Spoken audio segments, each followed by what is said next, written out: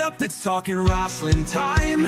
Pond Water and Amy, partners in crime. Dropping facts with laughs and trivia too. Pro wrestling tales coming straight to you. Stories wild and questions quick. Amy and Dave with the perfect kick. Tune in every week, don't miss the ride. Wrestling knowledge served with pride. Talking wrestling, it's a wild ride. Dave and Amy kicking ass on the wild side. Grab a chair and join the spree. It's all about the wrestling fantasy. They rant, they rave, they won't behave. Wrestling fans, come out your cave. It's time to party and misbehave. Talking wrestling, time to go. Ring the bell and start the show. They rant, they rave, they won't behave. Wrestling fans, come out your cave. It's time to party and misbehave. Talking wrestling, time to go. Ring the bell and start the show.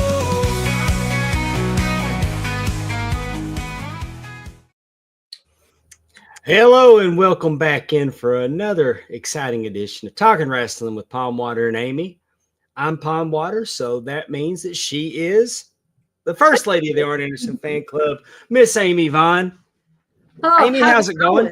Fabulous. How are you doing today? I'm half hot. Half hot. How come? What's going on? Probably more closer to 3/4. It's been a day. What happened? Work. Work pissed me off early, and then we went and watched the granddaughters basketball team play there in the they won state championship. Right. I remember we that. talked about that last week. Yeah. So then they went to the overall tournament and they won their first game, and then they won their second game, and then tonight was if they won tonight, they'd go to the championship tomorrow. But unfortunately, they played a better team. MRA is a very good basketball team. What's that stand for? Madison. I don't know. Okay. Madison's referee acquisitions. Referee acquisitions. Oh yeah. What? When you play, well, hey, I'm gonna state in a loud and clear voice right off the bat that I'm not blaming our loss today on the referees. Oh, okay. I'm just saying that it didn't help. Like if you were wearing a white jersey, you got ticky-tack fouls called on you. And if you were wearing a red jersey, you could mug everybody in the white jersey and get away with it. It's easy to play defense when you don't have to worry about getting foul calls. Oh, well, that is a very true statement. Oh, I hate that. It's not uncommon when you play a school from Madison that the it's that way in football, it's that way in softball. Really? Is that a county, Madison? Is that a county or town or what? It's a county and a town. Okay. But I've noticed a trend, and it doesn't even matter if they're playing us. We've also been up there when they have St. Joe. And they have MRA up there. But we've gone to see St. Joe Greenville play St. Joe Madison. Oh. And the officiating was piss poor that way too. Really? Yes. And I've also seen both St. Joe's play basketball, and the officiating was one-sided. We need to bring Justin back on. He's our basketball ref. I mean, it's just obvious. It's right. And I tell everybody that MAIS stands for moron and incompetent sumbitches. They say that there's good referees in the MAIS, and as soon as I see one, I'll let you know. But there was two that were on the court today, and I knew they were idiots. Oh, I'm familiar with their body of work, but they had this new guy that had his hair all like he liked it, and he had his warm-up jacket on, and he's like jogging forward and jogging backwards and jogging forwards, and then he's doing like side twists, and then he goes over to the wall and he's pirouetting and he's stretching and he's doing the whole thing, and I'm like, this guy, really? And we were hoping that since he was so into his pregame stretching and warming up, that maybe he would have been engaged in the game, but that was not the case. Really? Yeah, he was a whistle sucker, not a whistleblower. Ew. Well, I mean, it's always good to stretch. You can't blame them for that, but interesting. It's just aggravating. Well, I mean, like I said, those girls, they got their ass kicked by a better team. Yeah. They played real hard. Mm-hmm. And so, I mean, they don't have anything to be ashamed of. They played this team 3 times this year. They're extremely well coached. They have talented girls. I'm not making excuses by saying that the referees screwed their legs off. Right. Because the referees could have called it straight. They were probably going to lose the game too. I gotcha. It's just adding insult to injury. No, I totally understand that. And I get tired of it. So, I mean, I just hope that everybody that can hear my voice right now finds somebody in their life that loves them as much as the MAIS referees hate Central Hines Academy. Well, I'm destined to get thrown out of a game. No kidding. I'm surprised you haven't already. The more playing time my granddaughter gets, the worse it's going to get. Yeah, because she's just a freshman, right? Right. We're gonna have a lot more. Yeah, I seen Coach Rosie. Coach Rosie, they're kicking ass on the wild side out there in Arizona in basketball, and you love to see it. Coach Keith Morrison's with us. Allison Faye's with us. Hey, y'all. I heard Tony Schiavone call Keith Captain Keith today for some reason, and then he corrected himself and back to Coach. Captain. I like Captain Keith. That's pretty cool. Billy Buck's here. And I'd like to encourage everybody to listen to Tony Schiavone's podcast this week, because Conrad shares an interesting story I told in our group chat, and he screenshot it and made Tony read it. Oh, is this a recent story? No. It happened to me when I was 11 years old. It's a store story. Oh, Lord. The store. Okay. Yeah. Oh Lord. Okay. We will not be telling that on. We will not be telling that on this show. I understand. But I had already in bed, because doesn't he come on after Raw? Yeah. I listened to it today, and I felt like when I told the story, I mean, it was 100% group chat story, and I'm not mad that he shared it. It's a good story. I was 11 is going to be a T-shirt. It should be. Lord, I can only imagine what this story is. I will definitely. Well, it's out there. I guess I ought to go ahead and tell it on our show too. Well, yeah, just like, is it? I can tell it. It's your story. I don't know why you couldn't tell it. I'm probably going to regret what I'm saying, but is it now, Coach? Now let's not. Well, I shared a story with the podcast, the group chat today, because I saw this woman that's a little over 6 feet tall, dressed pretty provocative for Vicksburg, Mississippi. And she reminded me of a lady of the night that used to shop in our store named Marcia. Okay. And Marcia was in the store, and she was talking to my sister, because we had shoplifters, and I guess we had just caught a woman stealing. And Marcia was telling my sister, you need to be careful, because you don't know what these women are carrying or where they're carrying it. Okay. Well, and she proceeded to throw her leg up. Oh my. Okay. On the checkout stand. Because Marcia's about 6 feet tall. She's big. She's a tall woman. Yes. She's wearing a white tank top and red satin roller boogie shorts, which is appropriate. I mean, I guess it's appropriate. I mean, it was 1977. Sure. And she reached down and grabbed them shorts, and she jerked them.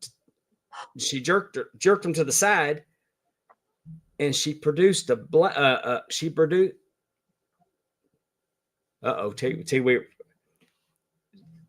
she jerked her shorts and panties to the side, and she produced a knife out of her cooter, and she popped it open, and then she folded it. Then she folded it, and she put it back. It was the first one I'd ever seen in person. A knife? Just kidding. No, I don't remember how long the blade was, Coach. Oh my God. Coach is going to ask me how long the blade was. I don't know. I'm 11 years old and I seen a real live action pooty poo. Did that just ruin you? I mean, she pulled a knife. Did you think all of them had knives? I hope they didn't. Oh my God. Hey, trust me, in this scenario, for me, the knife wasn't the main event. Well, yeah. What did your sister say? I think she was like, how old was your sister at this point? 15. All right. So she's 4 years older than me. 2 kids work in the grocery store. But I'm 11. Oh my God. I'm 11. Marcia used to mess with me all the time, though, teasing me, like reaching and trying to grab me, and because she knew it was. I mean, she was screwing with me. I mean, and my dad thought it was funny. Of course. She'd get out of jail. God. She'd get out of jail, and she said, "You better come get this. It's about to be on fire. It's on fire." Oh my God. I've been locked up. I've been locked up for a little bit, but I mean, I could do a podcast about all the crazy crap I saw as a kid. I saw things I shouldn't have seen as a child. You could do a sitcom. But I told the guys in the group chat, I just let off with, "Hey, did I tell y'all about the first time I ever seen one of those and it had a knife in it?" I bet they're like, "Do tell." They probably knew this. No, Conrad immediately like, "I must hear this story."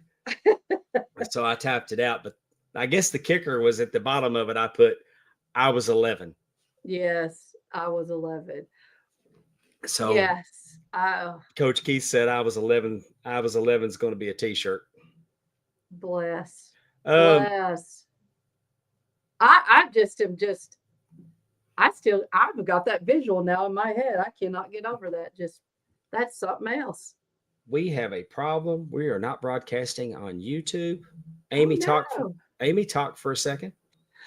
Well, I went to the dentist today. Yay! And Aaron went to the dentist. I had a great day at work. It's beautiful here. Oh my God, it hit 70 degrees. I cannot tell you how much the sun makes a difference. I cannot tell you how much the sun makes a difference. It really does. Yeah, how come Coach Keith, both coaches, and Billy Sellers, all of them are on YouTube? It shows. We're good. Oh, yay! T-Weave might have got the original. Might have got the original link, and I changed it. I changed it about 20 minutes before the show started because it wasn't picking up the graphic. I got you. Boosting on the air. Well, hopefully he joined us back. Hey, Darren.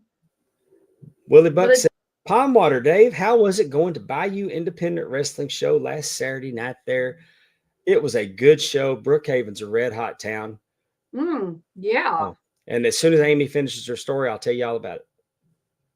I was just saying that the sun is wonderful, and it's just amazing how much of a difference how much a difference the sun makes in your overall attitude and mood. I don't know. It's beautiful here today, and I'm pissed off.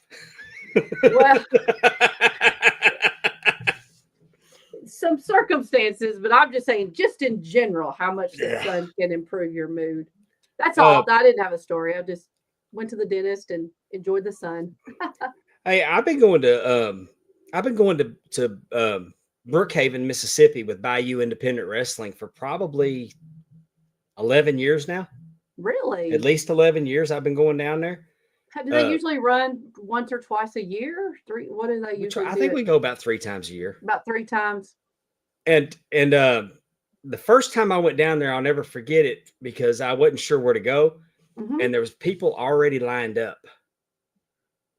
And I was trying to figure out which door to go into, and they started telling me about the last time they were there that Tim Storm, I want to say maybe it was Tim Storm and Vordell Walker. I know it was Tim Storm, and they fought and they knocked the door off the hinges. Oops. And I mean, I was hearing about how great, I mean, they were that psyched up to be back. Yes. And that was my first experience there. We had an incredible crowd. We had to put more chairs out. They were lively. It was a great, great show. Down in the Bayou tournament, it was we had more first round matches from the Down in the Bayou tournament. Mm-hmm. PJ Hawks was there to take on Casey Blackrose. And for those of y'all that don't know, PJ Hawks, son of Luke Hawks. Okay, I was like, the name sounds Luke. familiar. Hey, love PJ, and PJ's a hell of a wrestler. He's Awesome. a star, y'all. And that's not selling Casey Blackrose short. He fell a little short in that match, but it was a good match. Both those guys, it was a pretty clean match, and PJ prevailed, and it was an honor to be in there because I'd heard good things. You know, he went viral, I guess, last year before because he jumped off the second floor of a shopping mall. Oh my! They were having matches, and he went up the escalator and jumped off the second floor and went viral for it. But does he know who he wrestles next in the tournament? Yeah, I didn't know if that had been determined. Oh yeah, I'm going to show you. And okay. And Exodus Prime took on Rook Tyler, Party Like a Rook Star. Mm-hmm. Rook came up short on that one. Exodus Prime prevailed. And Exodus Prime's going to be on the show with us late next month. Awesome. He's going to come in. And then in the main event, the Bayou Independent Wrestling Southern Champion, Caleb Conley, defended against Danny Chance. Danny Chance has been gone for over a year. We were glad to see Danny back. Danny came up short. Caleb Conley defeated him. Man, Caleb Conley looked like $1 million the other night. He's got some new gear. He's also going to be on the show. Oh, and later I'll get the calendar and I'll tell you what day it's going to be. It's about 3 weeks from now. Caleb Conley's going to be in. We're going to talk to him about Bayou Independent Wrestling, his time in TNA, and what he's got going on now with the Insane Clown Posse. Right. He's part owner of their promotion, and the Gathering of the Juggalos is coming up. You know, that is not very far from where I live in Illinois. Is that what? Yeah, that is not very far from where I live, actually. You got to go and report on it. Yeah, I won't stand out at all. Just get you some Fago and head on out. Is Exodus Prom, is he in the Bayou tournament, did you say? He is. Okay, so that win moves him on. Okay, good. Yeah, here's the current standings on the Down in the Bayou tournament. We've got 2 more matches that have to take place in the first round. Ray Fury versus Demo Diamond. Ooh, Damian Wayne versus RJW. RJW is Geo Savage's tag team partner. Ooh, those are going to be good matches. Ray Fury against Demo Diamond. We've had both of them on our show. Oh yeah, and Damian Wayne and RJW is going to be very hard hitting. Exodus Prime is going to take on APOC in the second round. Oh gosh, that's a clash of styles there. Because I wouldn't call Exodus Prime a brawler like I would APOC. So this is going to be an interesting match. I'm excited for that one. PJ Hawks to take on Alex Arsenal. That should be a banger. Because these 2 guys are matched up pretty evenly. Okay, good deal. Ooh, and then Hunter Law was also this in Brookhaven. Hunter Law defeated Zarek Camacho. Really? Camacho, eh? Yeah, he's one of the Camachos. And he's not like Angel Lenocho, though. Oh, he's not. He came back later in the night, and Steve Anthony was going to be in a handicap situation against Rob Love. And Rob Love and he's been nice to him. Well, it was going to be a deal where it was going to be a handicap match situation, and Zarek came out and convinced Steve Anthony to let him team with him. Told him, "Hey, I'm not like my brothers. Yeah. I don't like how my match came out earlier tonight." And Barrett Brown and Rob Love. So okay. So Zarek came out and and Steve Anthony pinned Barrett Brown. So maybe he'll get a shot at Barrett Brown's championship. And then Gio Savage had won his match at the last show. So Gio and Hunter's going to match up. This is going to be the Down to the Bayou tournament is very exciting. Who do you think between Ray Fury and Demo Diamond? Like, who do you think is going to pull that one off? Man, I'm not sure. I mean, that's a pick 'em. I mean, it's hard to go against Fury, right? But Demo Diamond's tearing it up in Texas. He's a beast. He's huge too. I don't know if he's bringing Jamie Aller with him or not. And so that was Bayou Independent, and the crowd was fantastic. I mean, Brookhaven showed up and showed out. It was an incredible show. Awesome. I love to hear that.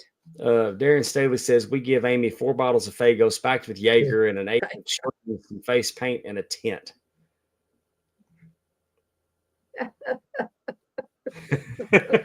Oh my. And then but I pulled double duty this weekend. Friday night I was in Taylorsville, Mississippi for Lost Art of Wrestling. Okay. Yeah, I worked a tag team match, Lost Cause versus Amped Up.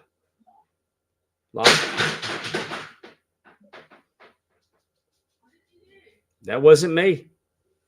Bucky. Fritz. Anyway, then I did Suge White versus Angel Camacho. Oh, how'd that go? Angel Camacho did not cheat in this match. So he lost? The crowd loves him in Taylorsville. Really? I mean, I think he's a pretty good guy for most part, except when he's hitting me. Right. Well, you know. But Angel Camacho was the fan favorite in Taylorsville, Mississippi. And yeah, his name is Suge White, and it's just what you would expect. And he's a bad son of a bitch. He is. So is I feel like I saw Camacho put something out that he might be retiring. Is that true? Was he just trolling people on Facebook or on Instagram or whatever? I hope he was, because I'm not ready for him to go. He looks damn good.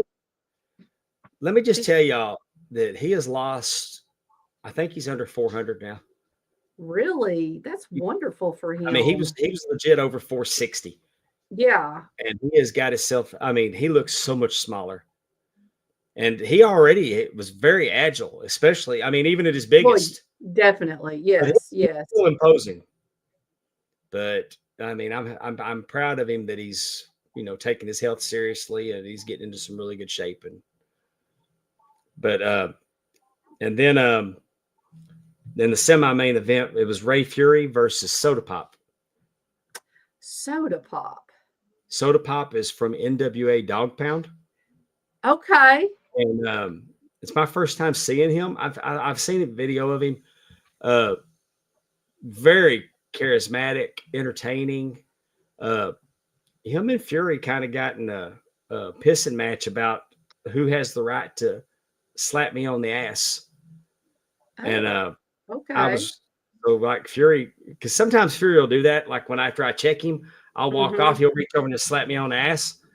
Well, Soda Pop walked over and slapped me on the ass. And I'm like, hey, now, let's cut out this ass slapping. And then Fury tells him, hey, I'm only the one that gets to do that. And then Fury slaps me on the ass. And then Soda Pop slaps me on the ass. So I'm running across the other side of the ring, kind of turning my ass out of the ring. And they come over and they slap me on the ass again. So I run back over the other side of the ring. And they're not through. And they run over and they slap me on the ass again. Now, it's funny, T-Weave. when I saw soda pop, I was thinking it's just natural to book cheeseburger, to have a cheeseburger and a soda pop. But hey, Cheeseburger, soda pop. soda pop. I mean, Fury got him. Fury got him, and they shook hands afterwards, and it was a hell of a match that I was proud to be a part of. And before that match, it was Steve Anthony and Exodus Prime, and that was an incredible match as well. I didn't referee that one. So you got But to see Exodus I watched twice. it. I watched it. It was very good. Now, where's Exodus from? Did you say? Dallas. He's from the Dallas area. Okay. Yeah. I spent the day with him Saturday because he checked out of his hotel at 11. Camacho wasn't booked on BIW, so he went back to Dallas. So yeah, I didn't want him, there's not anything to do in Brookhaven hardly. So I went down and got him, and we went and had lunch, and we went to the Chinese buffet, and we were wanting some ice cream, and they had Bluebell ice cream there, but the ice cream scoop looked like where diseases came from. So we was like, no, we're not going to do that. Gosh. So we went to Walmart and got a pint of ice cream and some plastic spoons, and had a pint of ice cream, and sat in the truck and ate ice cream. Sat in the truck and ate ice cream. The ref and the wrestler who was and then that night when it was time for me to do PJ and Casey, and then him and Rook, I was regretting eating a pint of ice cream on wrestling day. I'm telling you, that is that. I mean, where do you get stories like this? But on this show, right? But it was fun. We had a good time. Awesome. Had a great weekend wrestling action. That does. It sounds fun. And I thought Stephanie was the only one that got to slap your ass. It's just anybody. It's up for grabs now. I guess it's not that. It's not the typical ass of a 59-year-old man. I'm just saying. True. I mean, everybody wants a piece. What can you do, right? You can't help it.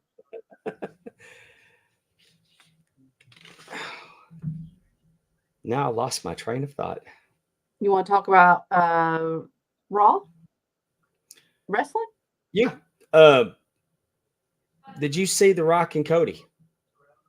I did a little bit. What'd you think? I don't know what I think. I don't understand. I don't know what all this is. I'm very intrigued. I will say that because I know there's a lot of moving parts. It'll be interesting to see where this is going and see if he does sell out. Like what is Rock wanting from Cody? I don't know, but it reminds me of the movie Damn Yankees. In what way? Well, the New York Yankees sold his soul to the devil to win the World Series. The devil showed back up and said he was the final boss. It kind of writes itself. Okay. I'd like to see it happen. Could you imagine Cody embracing the Homelander persona? That's going to suck. Understand. I mean, he's great with the kids, but that's what I was going to say. Man, I want him so bad. I can't stand it. I know. And that is exactly what is going on, is that they can see the people that are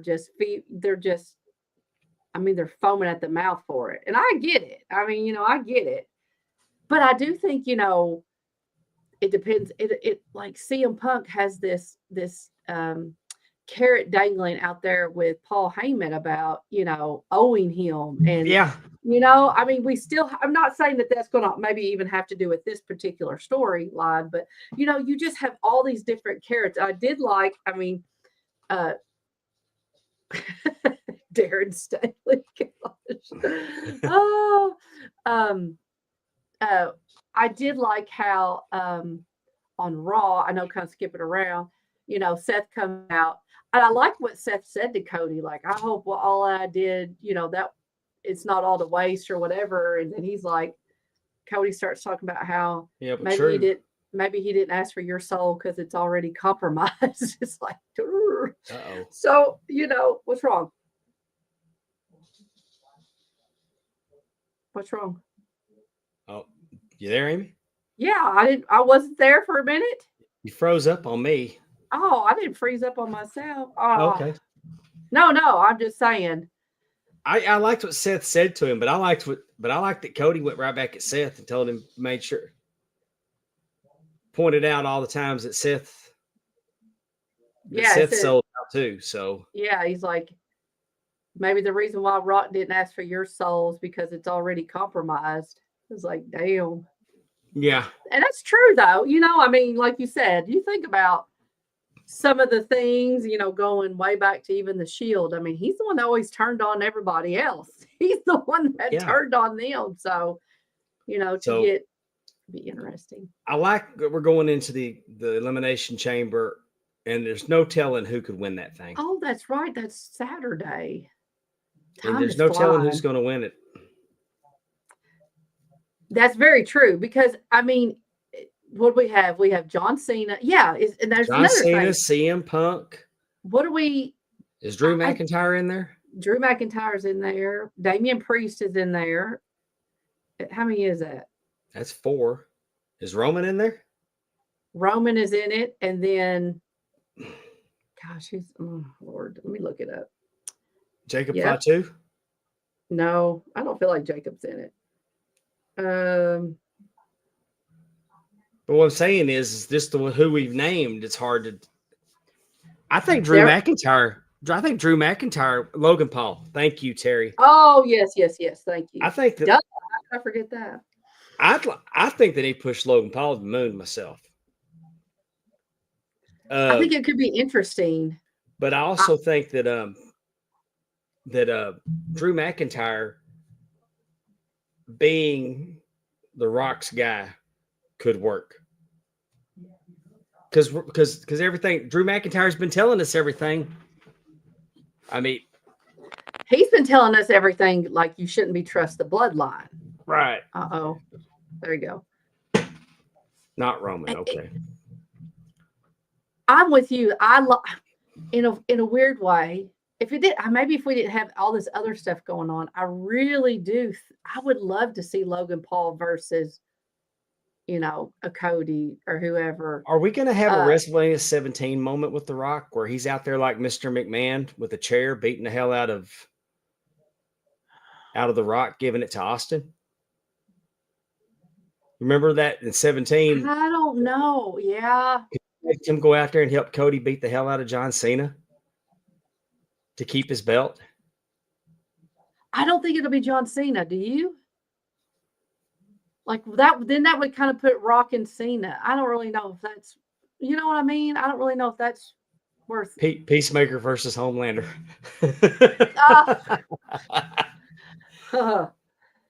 Now that could be if they would, maybe do if all somebody's that. going to get the hell beat out of them, I'd like it to be CM Punk. I really, you know what though? I really liked. Again, did you see? I really like CM Punk and Logan Paul. Logan Paul seems to be the type of person CM Punk would despise, like would not like at all, you know. And I just could really see them. Man, he smacked him across his face. I love that. Like I loved how he smacked him across the face and rolled out of the ring. It's like, oh, I'm sorry. I mean, Logan Paul is unapologetically himself. And I mean, he brings in millions of new eyes potentially because they're seeing, you know, he's doing all this stuff. Well, we've talked about it with before. His Twitter fans, you know. My grandsons who could care less about wrestling with Logan Paul on there wanted to watch it. Yes. And I mean, actually my oldest grandson doesn't like him. My youngest grandson liked him because of Prime. Mm-hmm. But also when he challenged Roman in Saudi Arabia, he went on Instagram Live and immediately got 70,000 people on there watching him before he went to the ring. Exactly. Because I got a notification he went live and I was curious. And until he set his phone down when he was on the way to the ring, it peaked at 72,000, something like that, which is pretty impressive. Yeah. And those are probably, like you said, those are probably 72,000 views of people who are not wrestling fans and not maybe necessarily, but they see Logan Paul and they see some cool stuff. And so, you know, maybe they'll watch it, turn it on, want Peacock or Netflix or whatever. So I think Logan Paul used right, especially with this group of guys. I think Logan Paul and Drew McIntyre could do something. I mean, again, you've got this guy who's coming in cocky, arrogant, and is doing really well. I mean, I think we've both talked about it too, how, I mean, gone are the days of the celebrities that get in and, SWAT or, I mean, but after Bad Bunny, even Jackass. Oh, Stephen Johnny, Amell took it serious. yes, Stephen definitely. Amell took it very serious. And so, I mean, there's just no longer days of, Drew Carey running out of the ring, Right. acting like he peed his pants or whatever, but they're very serious and they're very athletic and they are doing moves. Oh, and Logan Paul's done all that as a part-timer. Mm-hmm. I mean, he even said himself, think about what I can do now as a full-timer. Mm-hmm. I'm here.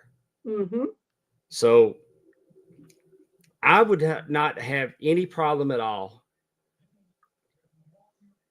if he emerges from this and if at WrestleMania he beat Cody with the help of The Rock. Right. I'm just wondering if The Rock is going to take the Mr. McMahon role and be the evil owner against Cody. Mm-hmm.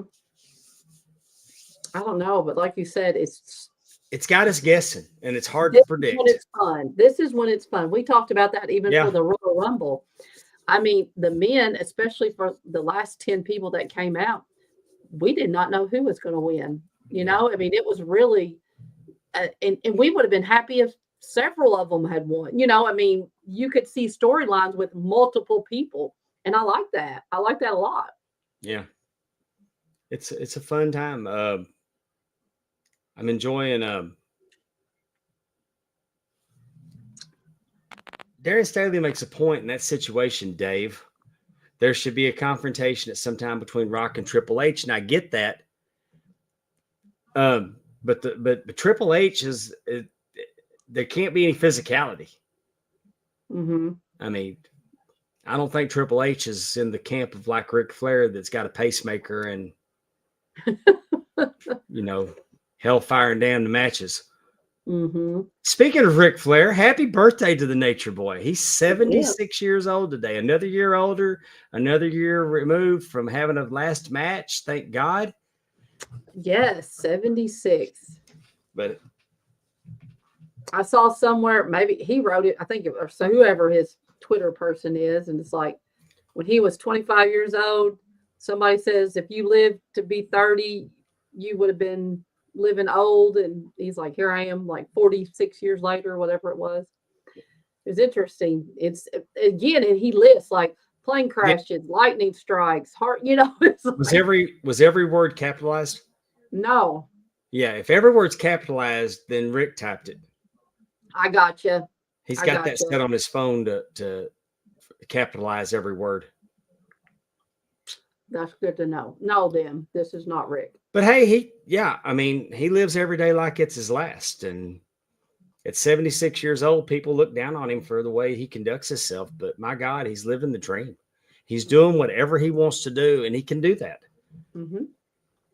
Everybody thinks that he's chasing the next dollar. He's not hurting. Cannabis and Mike Tyson have made him a very, very wealthy man. I mean, he was already doing really, I mean, you got to think about when Rick goes and what he charges for an autograph. Fitterman's got him under contract. He doesn't suffer for money. He could make more in a weekend than most of us make in a month. Right. I was listening to the Orange Show before I got on here, and he was asked, one of the questions he was asked was talking about Ric Flair's birthday, and does he remember any wild birthdays or anything that they did on Rick's birthday, and Oren was like, I mean, every day was like his birthday. Every day was a party. So it didn't, wasn't like anything really stuck out to him as, oh, because it was his birthday, we did this. We would have done it if it was on a Tuesday, so I've often wondered if because he was almost dead from that plane crash, mm-hmm. if he's always just, that was a spark that made him try to live every day like it was his last. tomorrow's not guaranteed. I know after I got shot that I lived that way.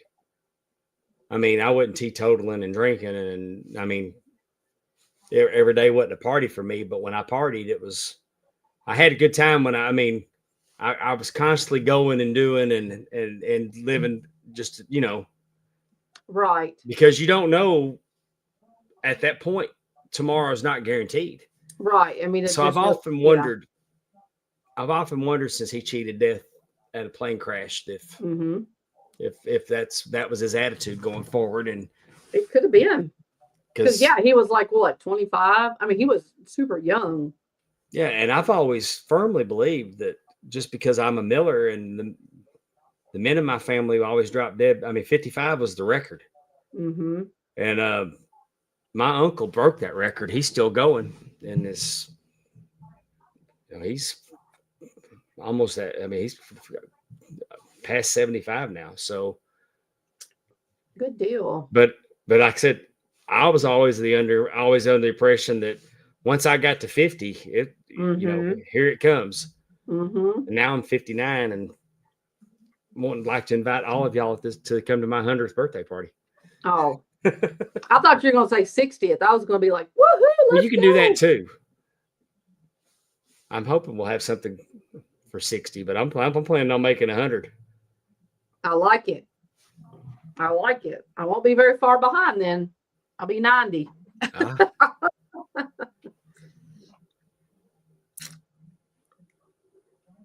And I had the opportunity to watch TNA last week. Oh, yeah. How was it? I liked it. Mm-hmm. I think that TNA has a really good product in the ring. Man, Tessa Blanchard said that she was hurt and wouldn't wrestle. Mm-hmm. And Santino said she was going to wrestle this week or get fired.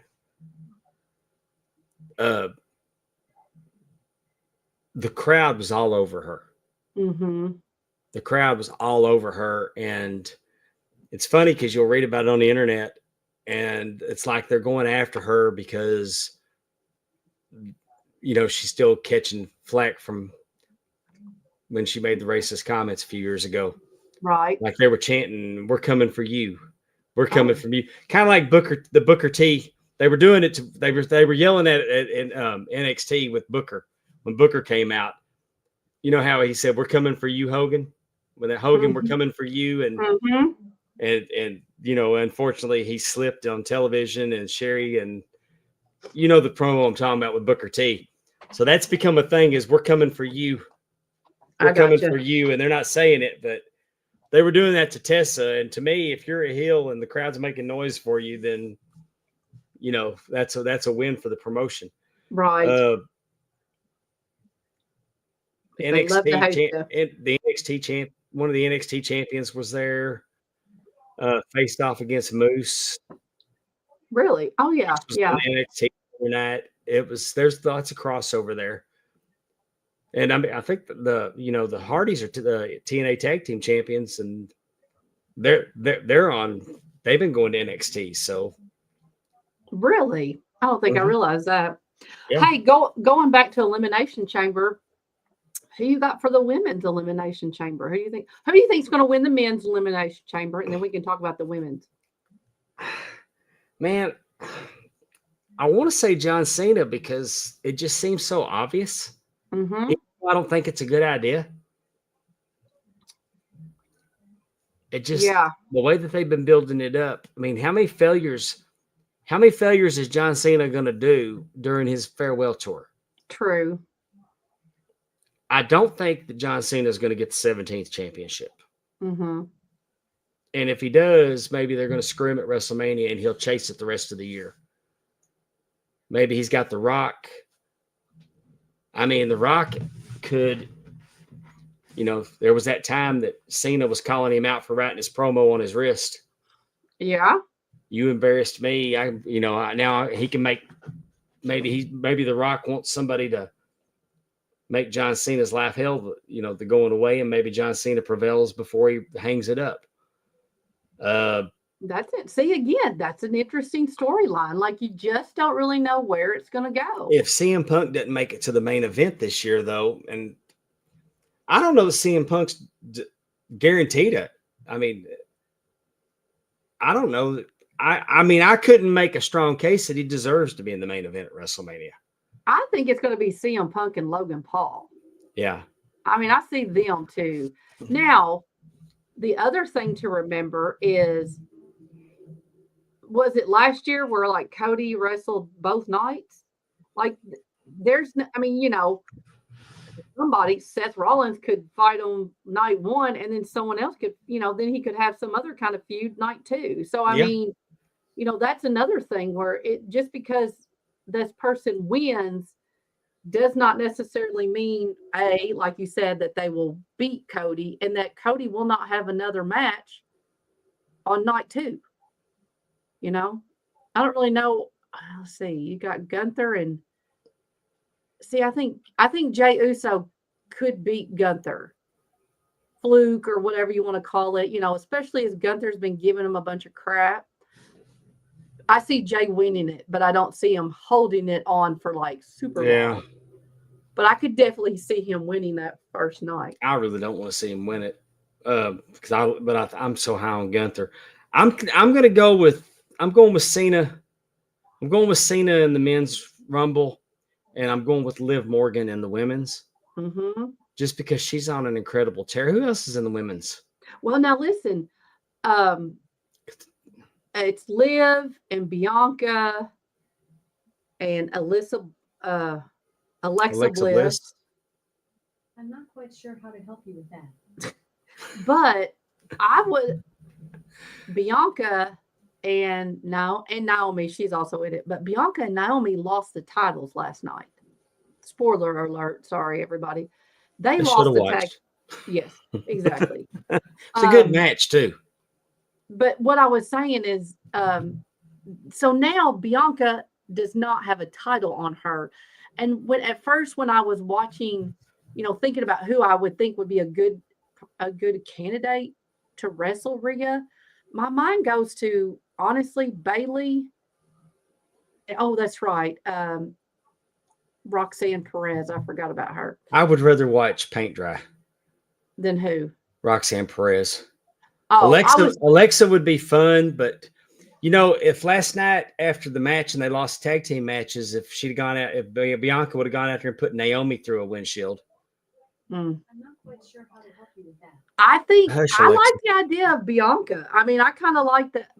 It's Bayley is the other person, Terry. We want to see Bayley. You want to see Bayley and Rhea, though?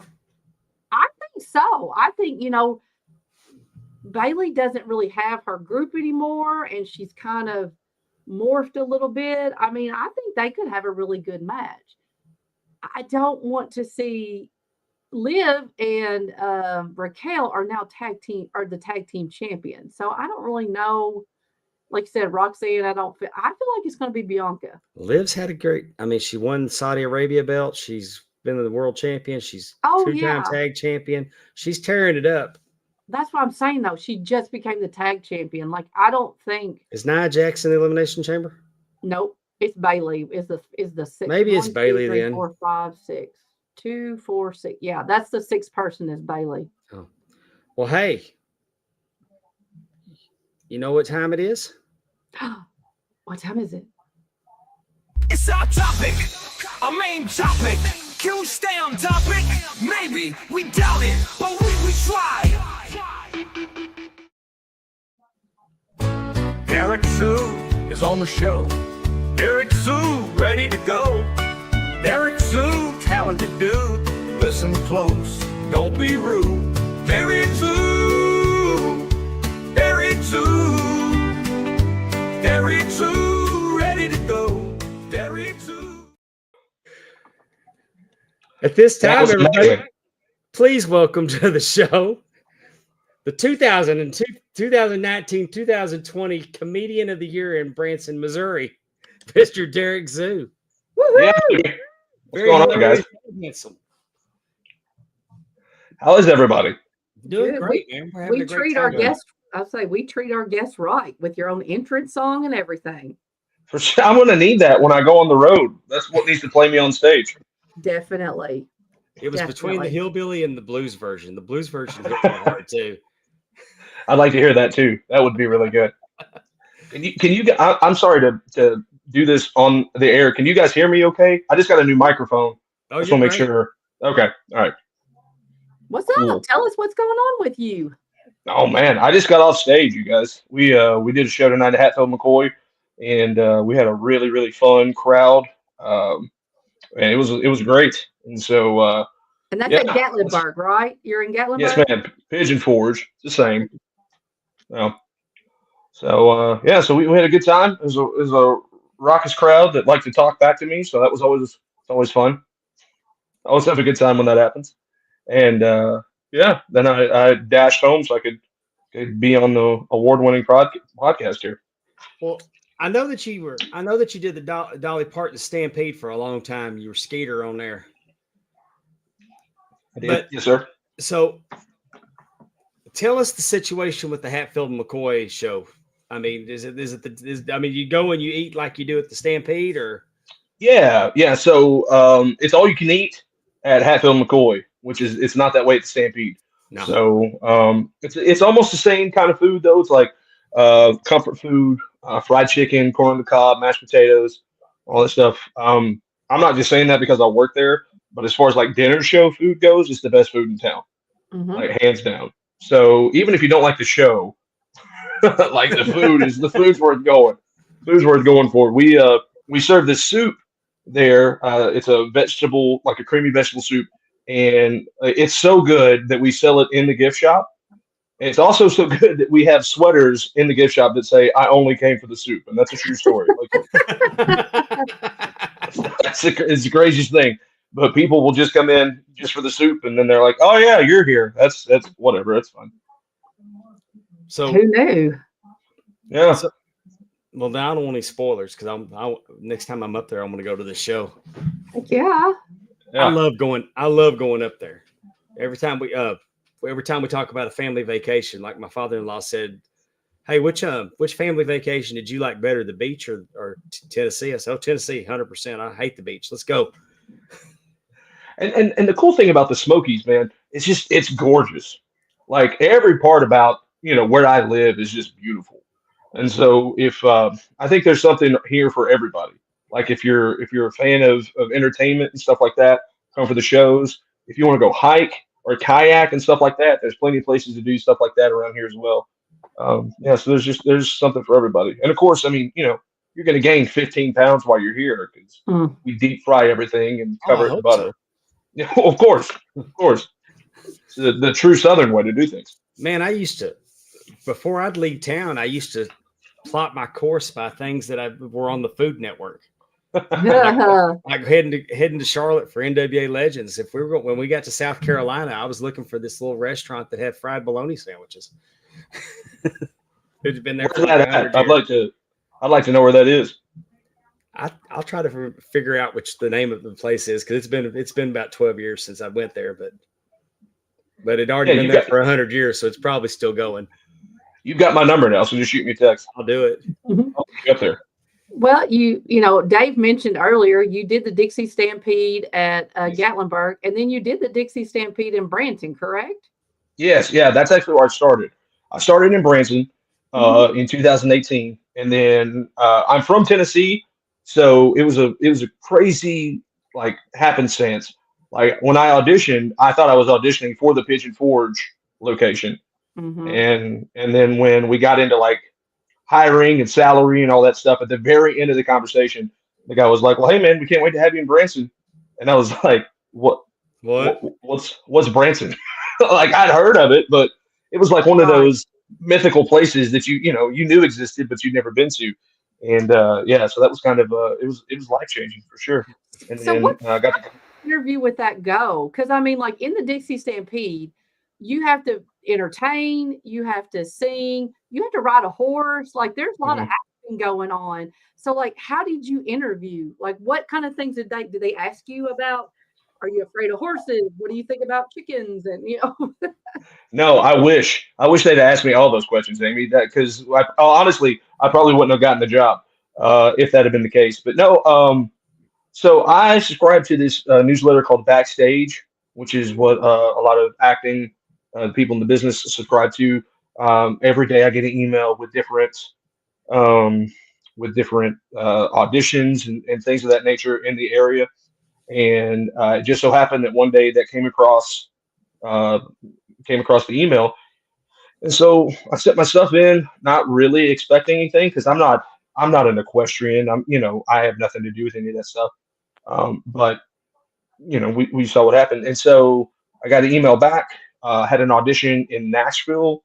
I guess they were doing like a world or like a country wide audition in Nashville, and auditioned there. Probably had the best audition I've ever had in my entire career. And instantly they were like, "Yeah, we'd love to have you come on board." And so then after that, well, actually in the audition, I was like, "Hey, I don't know how to ride a horse. Is that okay?" And the guy was like, "Yeah, it's no big deal. I don't even think your character has to ride a horse." I was like, "Oh, perfect." So fast forward to going to Branson, we're there, and then like my first day, the manager was like, "So, are you excited about getting on this horse?" And I was like, "What are you talking about? I thought I didn't have to ride a horse." And they're like, "Oh yeah, no, you definitely have to ride a horse." And I was like, "Well, here we go."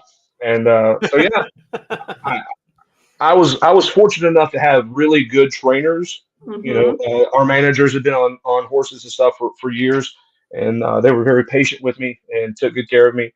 And I only had one accident the entire time. Well, no, I take that back. I had two accidents the entire time that I was with the Stampede. So I consider myself very fortunate. Well, don't those horses pretty much know the routine? Oh yeah, dude. Those MC horses especially. Like we had a huge Frisian horse. I think was in one of the pictures actually in my intro video. Big black Frisian horse, and literally you hopped on him, and he took care of it. Like I didn't do anything. He walked the pattern, knew when to turn, when to do everything because he'd been doing it for 20 years at that point. So I was very spoiled. So for with those that. for those people, I've been to the Dixie Stampede. Have you Pond Water? Yes. Okay. Maybe for anybody in the chat, we said you were Skeeter. So tell us a little bit about what your role is in the Dixie Stampede. So my role as Skeeter when I was there was basically the comedic relief in the whole thing. He was sort of the MC's little buddy, I guess would be the best way to put it. And Skeeter would just pop in 3 or 4 different times during the show and be funny, and then would pop out. You're in it maybe a grand total of like 12 minutes in the whole thing, but you have some really memorable, funny parts in the show. So you keep up from there. And then I also was the MC. So you saw me on that horse with that gaudy Garth Brooks looking jacket on. Yeah. So of course the MC is the host of the show. And so that's what I did. And now at Hatfield McCoy, the mayor is essentially the host of this show. But it's a lot more acting and a lot more in my wheelhouse than like, hey, get on this horse and act like you know what you're doing. Mm-hmm. What do you play in Hatfield and McCoy's? Can you tell us? I play the mayor. So you are the mayor. I'm Pay sorry. attention, Amy. No, I heard him say the mayor was the MC. I didn't realize that he was the mayor. I'm sorry. Yeah. No, you're fine. Yeah, that's me. So I'm the host, basically the host of the show. So I come out and we have a band that does a little pre-show before the show, some bluegrass music. So I introduce them, and then I do some shilling, trying to hawk some gimmicks and stuff. You understand about that, Dave? And then and then then I'm pretty much the it's if it sounds egotistical to say the center of the show, but I am like in pretty much all of the show. Anytime that the Hatfields and the McCoys are starting to get along, I'm there to bust everything up, and I'm an agent of chaos is essentially what my role is, which is a lot of fun. I like it. I don't know if we talked about this the last time you were here or not, but when I was trying to help my wife come up with a graphic and a paragraph for you, I just decided to play with Grok on X. Okay. Which I'm gonna tell you, he does Grok is better than Chat GPT. But He put me over. yeah, it said you were it actually told me you were everything but a comedian. Leaned in that you were an actor. That's crazy. I mean, it leaned into your acting credits, and like you were in an independent movie called Bethlehem. Yeah. But you were on Nashville. Yeah, I was on every season of Nashville. Nashville? What'd you do in Nashville? Really? Yeah, I mostly did background work. But like if they if they needed a police officer or if they needed a bouncer or a bodyguard, I was always the person that they got a hold of for that. That's So awesome. Well, now Yeah, I gotta go so, back and watch it and look for you. no, you don't. It's not worth it. Oh, that sounds kind of fun. Spot the Derik. Yeah. I'm at least in every season of that show. It was a lot of fun, man. But the last season of that show, I forget the girl, Hayden Panettiere. I forget her name on the show, but she like goes into a cult. Not to spoil it for anybody, but she like goes into this cult, and I was a cult member, and I was supposed to be sitting next to her during a take. We were doing like a big communal dinner, and so I was sitting by her, and I kept making her laugh so much they moved me away.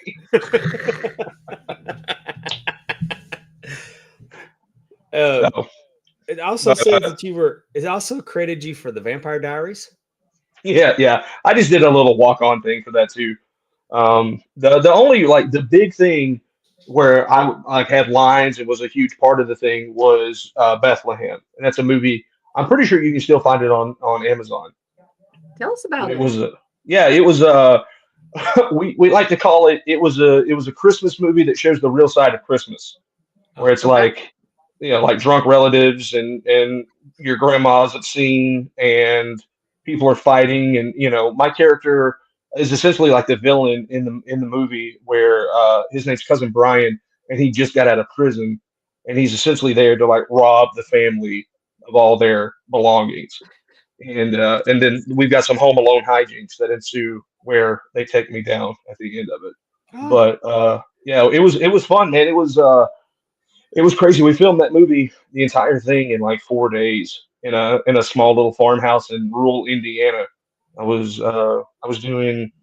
playing Morty's Comedy Club in Indianapolis, and then I was going to the Laughing Caravan in Louisville, and in between those 2 weekends, we filmed that movie. So it was insane. So would you say comedy or acting is your first love?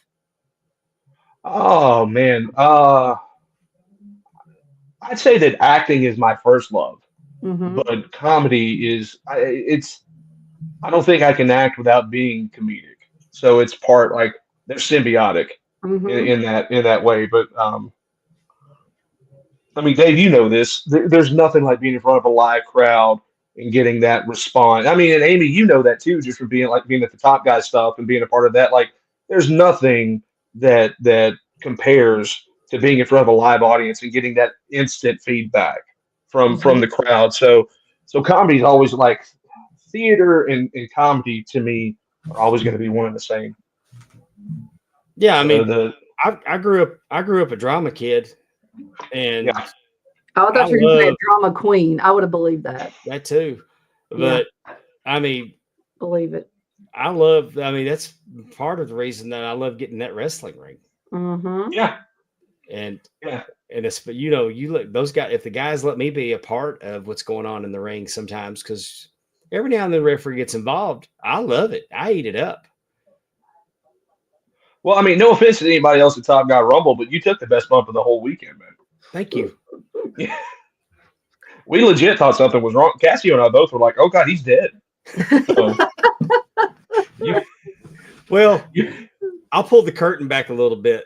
That ring had a very, very good pad in it. I felt very comfortable, and I'm hoping. I hate that there's no video of it because I felt like I was going for the Rocky slow motion fall to the mat. Yeah, and I worked so hard not to put my hands up and go ahead and eat and face first. But trying to stay, and in my mind, I pulled it off. Yeah, no, you did. but I wouldn't do that in most wrestling rings I get in. Yeah. So Yeah. So I actually trained to be a wrestler in my early 20s with the Nature Boy Paul Lee in Ringold, Georgia. Okay. And the first everything I did in a wrestling ring, I got in it and thought I was going to be real cocky, and I took the flare flop, Mm. and it was, I mean, I could have fell on concrete and it would have been better. Like that Oh. ring was so hard. And he always would tell you, be like, "Hey man, if you can bump in this ring, you can bump in any ring." And he was 100% accurate in that. 'Cause it was probably had god-awful. a boxing ring with no spring or anything. More than likely, it's a lot better now. I still work with him and his little independent promotion, and I don't bump, but like just getting in the ring, you can feel that there's got a little bit more give to it than what it used to. But it's like, oh, I'm an idiot. This stuff really does hurt. What am I doing? Yeah, it's What? not a trampoline. After Top Guy Rumble, I hadn't ran the ropes in a wrestling ring in a long time. And I got in there after it was all said and done, and before they took, and I ran the ropes, and I bruised up. I mean, I was sore for a week from it. Yeah. Bet. So speaking of wrestling, oh yes, 100%. I love you too, Efren. Speaking of wrestling, obviously you have a love for it. If you trained to be a wrestler in your early 20s, how did that all start for you? What's your earliest memories of wrestling? My earliest memory of wrestling is July of 1992. WWF Superstars on Saturday morning. Randy Macho Man Savage was the world champion, and he was face to face with the Ultimate Warrior. Mm. And I turned on the TV, and that came on, and I stopped it, and I went, "What is this?" And then it became the love of my life after that. I just got indoctrinated in it, man. Like, we didn't have a lot of money. I didn't have a lot of money growing up, but any money I had was going to like Pro Wrestling Illustrateds or wrestling figures, or I had a little small laptop.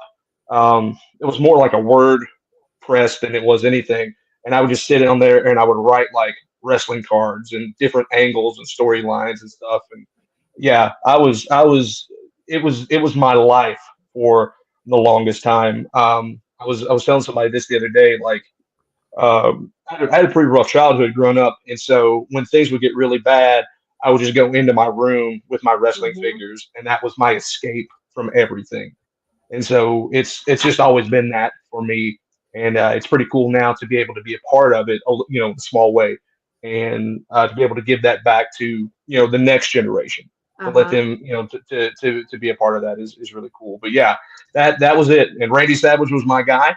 And he was my guy until he left for WCW, and then after that, he broke my heart. I'm a Randy Savage gal too. So I was going to ask you, who was little Derik cheering for? Was he cheering for the Randy Savage, or was he cheering for the Ultimate Warrior? So good to know it was Randy Savage. Yeah, it was Randy Savage, and then in around the end of '94, it became Shawn Michaels, and then there was no one after that. Shawn was my guy. That's strong choices there. Yeah, and then I don't know if you can see behind me or not. I've got all this stuff is from Hal Haney. You guys know who Hal Haney is? Yeah, very familiar with him. So I've got a Shawn Michaels like 6 or 7 panel right above me, and then I've got your boys FTR right here, Amy, with CM Punk. I've also got Arn over here, Amy, with the Dangerous Alliance. Oh, nice. Yeah, and then this is a 50 Shades of the Rock. Okay, I like that. Yeah, and then that's like a half Bruce Wayne, half Batman thing. And I've got like 6 or 7 more. I just hadn't had a chance to put them up yet. But he's an incredible. Oh, he's the man. He's the man. The coolest like wrestling thing I think I have is he sent me a digital print of it where it was half Axe and half Smash, and then I got him to autograph it. Oh, wow. Nice. Yeah. How happy are you to see they got legend contracts? Oh man, put them in the Hall of Fame tomorrow. Like those guys, I think it's coming, right? I mean, I feel like it has to be. It's got to be an announcement. Yeah, they're the best. They're the absolute best. And I don't know if you guys have ever met them or not. Super nice. Like two of the nicest dudes I ever met in professional wrestling. Yeah, when I met them, I got pictures with them, and they said, "Here, hold the belts," and they were tremendous. And I really liked it because I mean, for me, it was the Masked Superstar, Crusher Darso, Khrushchev, Crusher Khrushchev. You know, they were because I mean, I remember when he was in Mid-South, and because I remember those guys before the WWE. Right. Because I'm in the camp that even though the Powers of Pain are a genuine Road Warrior ripoff, I thought Demolition was Road Warrior ripoff. I thought it was Vince's Road Warriors. Yeah. And the more I look at them, other than painting their faces, they really weren't. Mm-hmm. They were completely different wrestling style than the Road Warriors. So it is always fun to think okay, so if Derek's first memories of wrestling was 92, then mine were quite earlier, but I think about myself as like a 10-year-old watching that, Saturday night's main event and their outfits. And then I think about now, like, what was the 10-year-old Amy thinking that was whenever they were coming out? I was a huge fan of Demolition. But it was just funny now that I look at it. It's like, what in the world did I think this was? And, and what does it look like to me now? But I always find it interesting. Barry Darso is one of those that comes from Robindale High in Minnesota. Yeah. And, there's just Rick Rude and Kurt Hennig and one of the Road Warriors, not both. But anyway, they all went to school there. And it just, Tom Zink went to school there. And it just seems like Hawk from LOD.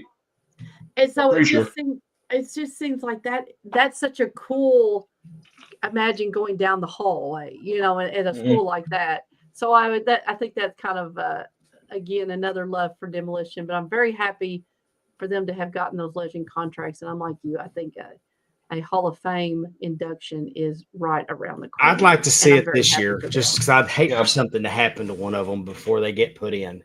It's been too long. Yeah, it's been way too long. Absolutely. Going back to 1992, imagine my surprise as a young man finding out that Repo Man was Demolition Smash. Yeah. Yes. Because that's the first time I saw him was as Repo Man, right? Yes. And so, to me, Repo Man was like this 5'8", because he was always hunched over doing this thing. Yes. And when it finally dawned on me that they were the same person, I was just like, oh my God, what? That can't be. Right. There's no way. Was it the tattoo? Was it with the tattoo that he has on his arm? I can't remember what it is, but it is like a it's not like a tribal, it's not like something, it's very distinctive. Yeah. It's like, I know what you're talking about. How come they have the same tattoo? No. It wasn't the tattoo. I think it was in like one of those like after mags, like Pro Wrestling Illustrated or something. Oh yeah. They were like, where they said it, that he was both guys, and I was like, there's no way. Right. There's no way. But yeah, that was one of those moments where you're like, wait a minute. I was that way. I was that way with the Super Destroyers in Texas. Mm-hmm. Okay. I mean, forever I did not know that was Wild Bill Irwin, and felt so stupid when I realized it was Wild Bill Irwin. Like, how did I not see it? And then my first introduction to Wild Bill Irwin was the Goon. Yeah. I've got it. Exactly. Steve Kern was the Skinner, and that was and he had tobacco always falling out of his mouth. I mean, that was gross. The worst. I think that he came a long way from being one of the fabulous ones. Yes. Skinner. Yes. That's so true, man.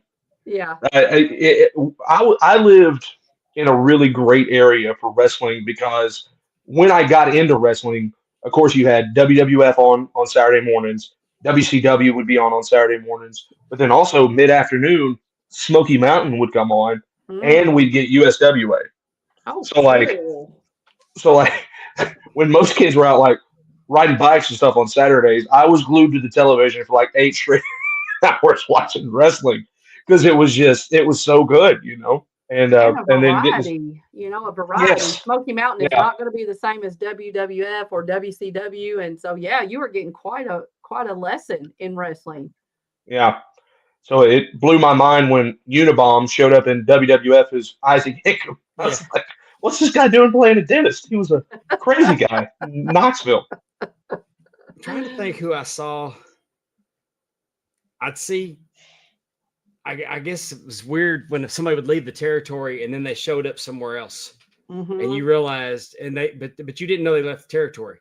They were just gone. They didn't. Yeah. Yeah, They wouldn't tell you. I mean, it wasn't a situation. It was lose or leave town. They just moved on. And then I got cable, and they'd show up on the Superstation or Southwest Championship Wrestling, or yeah, somebody was a heel in Houston, but not a heel in Dallas, or because I'd go to, like, we went to Galveston in my senior year. We went our junior year. We went down to the coast for the Thespian convention, and I got to see Houston wrestling.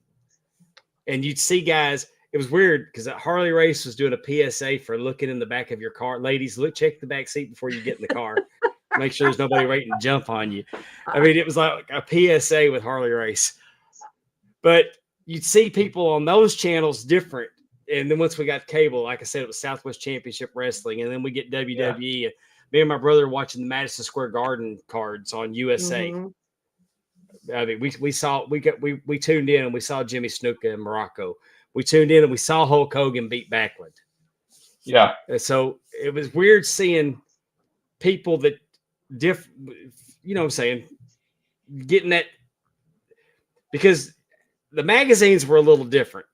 yeah, But actually seeing somebody on this channel today and this channel tomorrow was or like Bruiser Brody. We love Bruiser Brody, but he was wreaking havoc when he was on Superstation.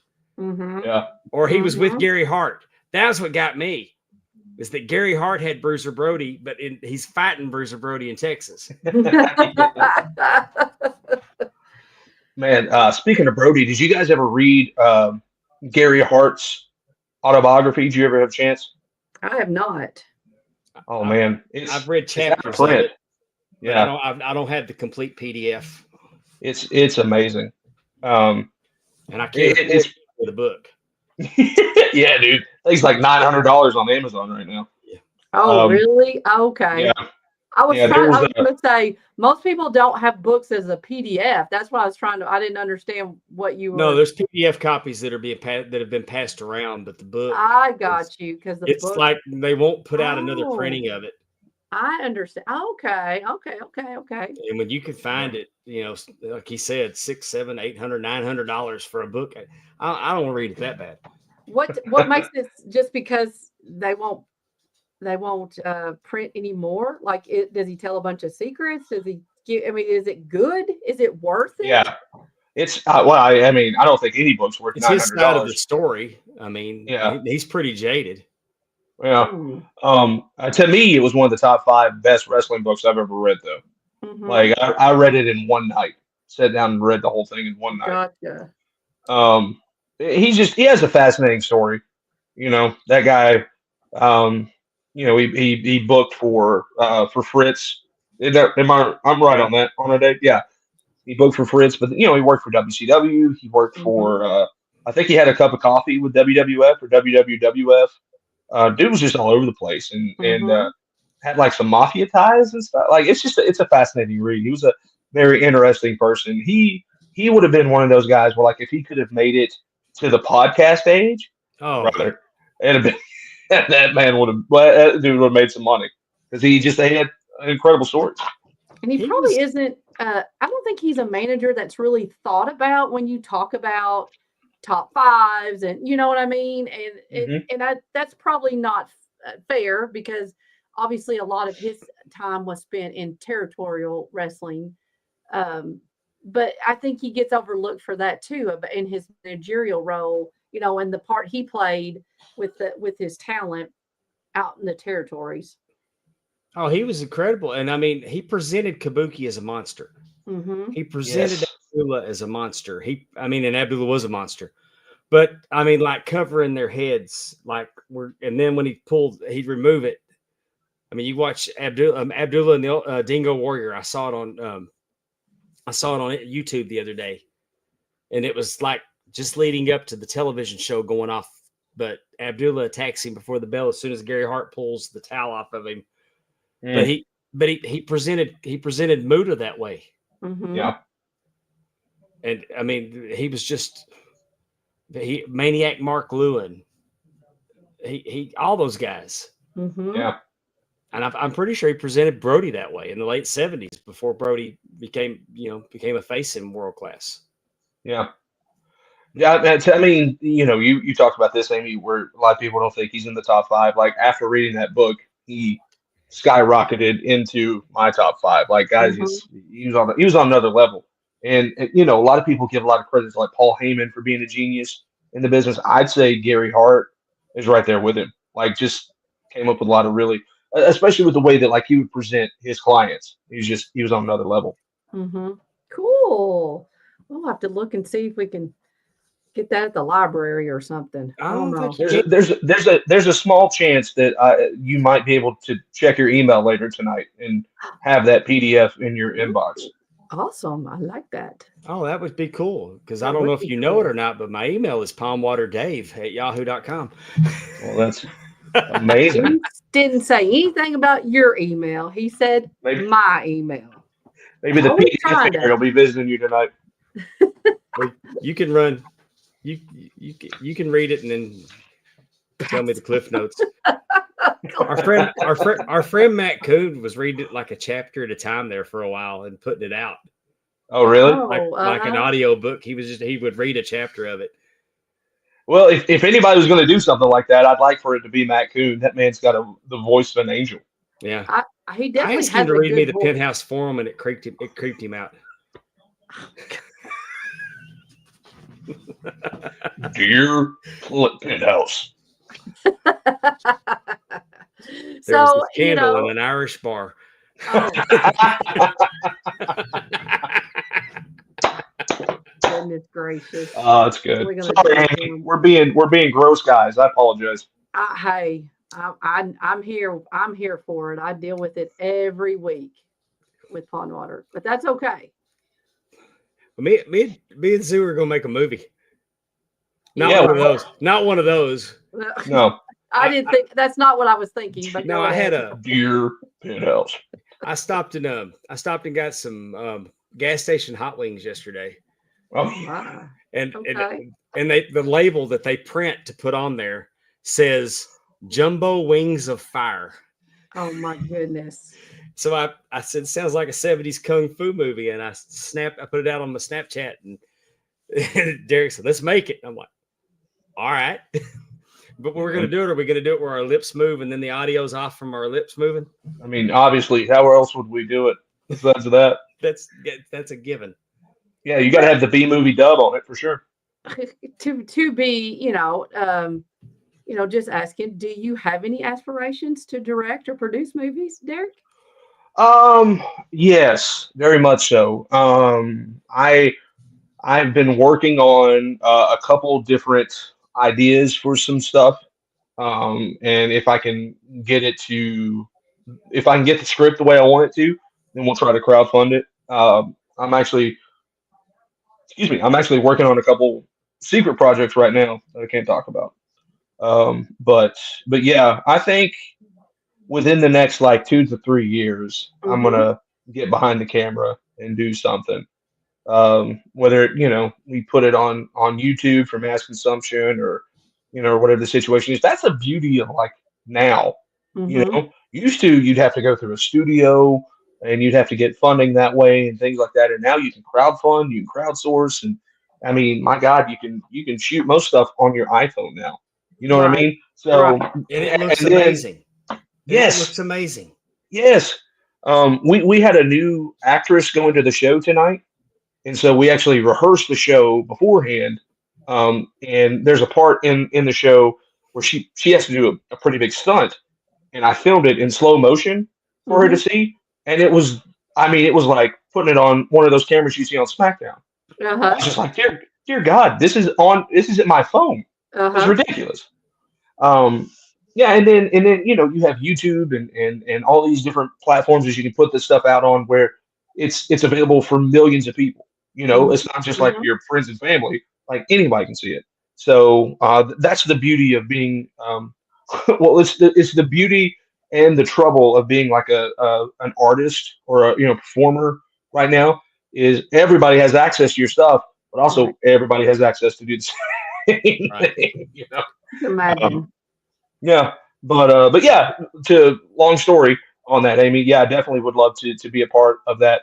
Um, I used to be the creative director at a dinner theater in Chattanooga, Oh, uh-huh. and we do like 4 or 5 different shows every week, and so it was my job to hire, train, and then give notes to all the actors. And there's definitely something about that I miss. Like I love performing, but there's something about like being a part of everything behind the scenes too that I want to get back to.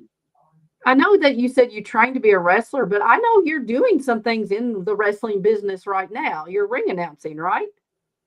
Yeah, so I am. I'm the matchmaker for the American Wrestling Federation in Ringold, Georgia, and essentially it's the same thing I'm doing with Hatfield McCoy. I'm the host of the show. Hmm.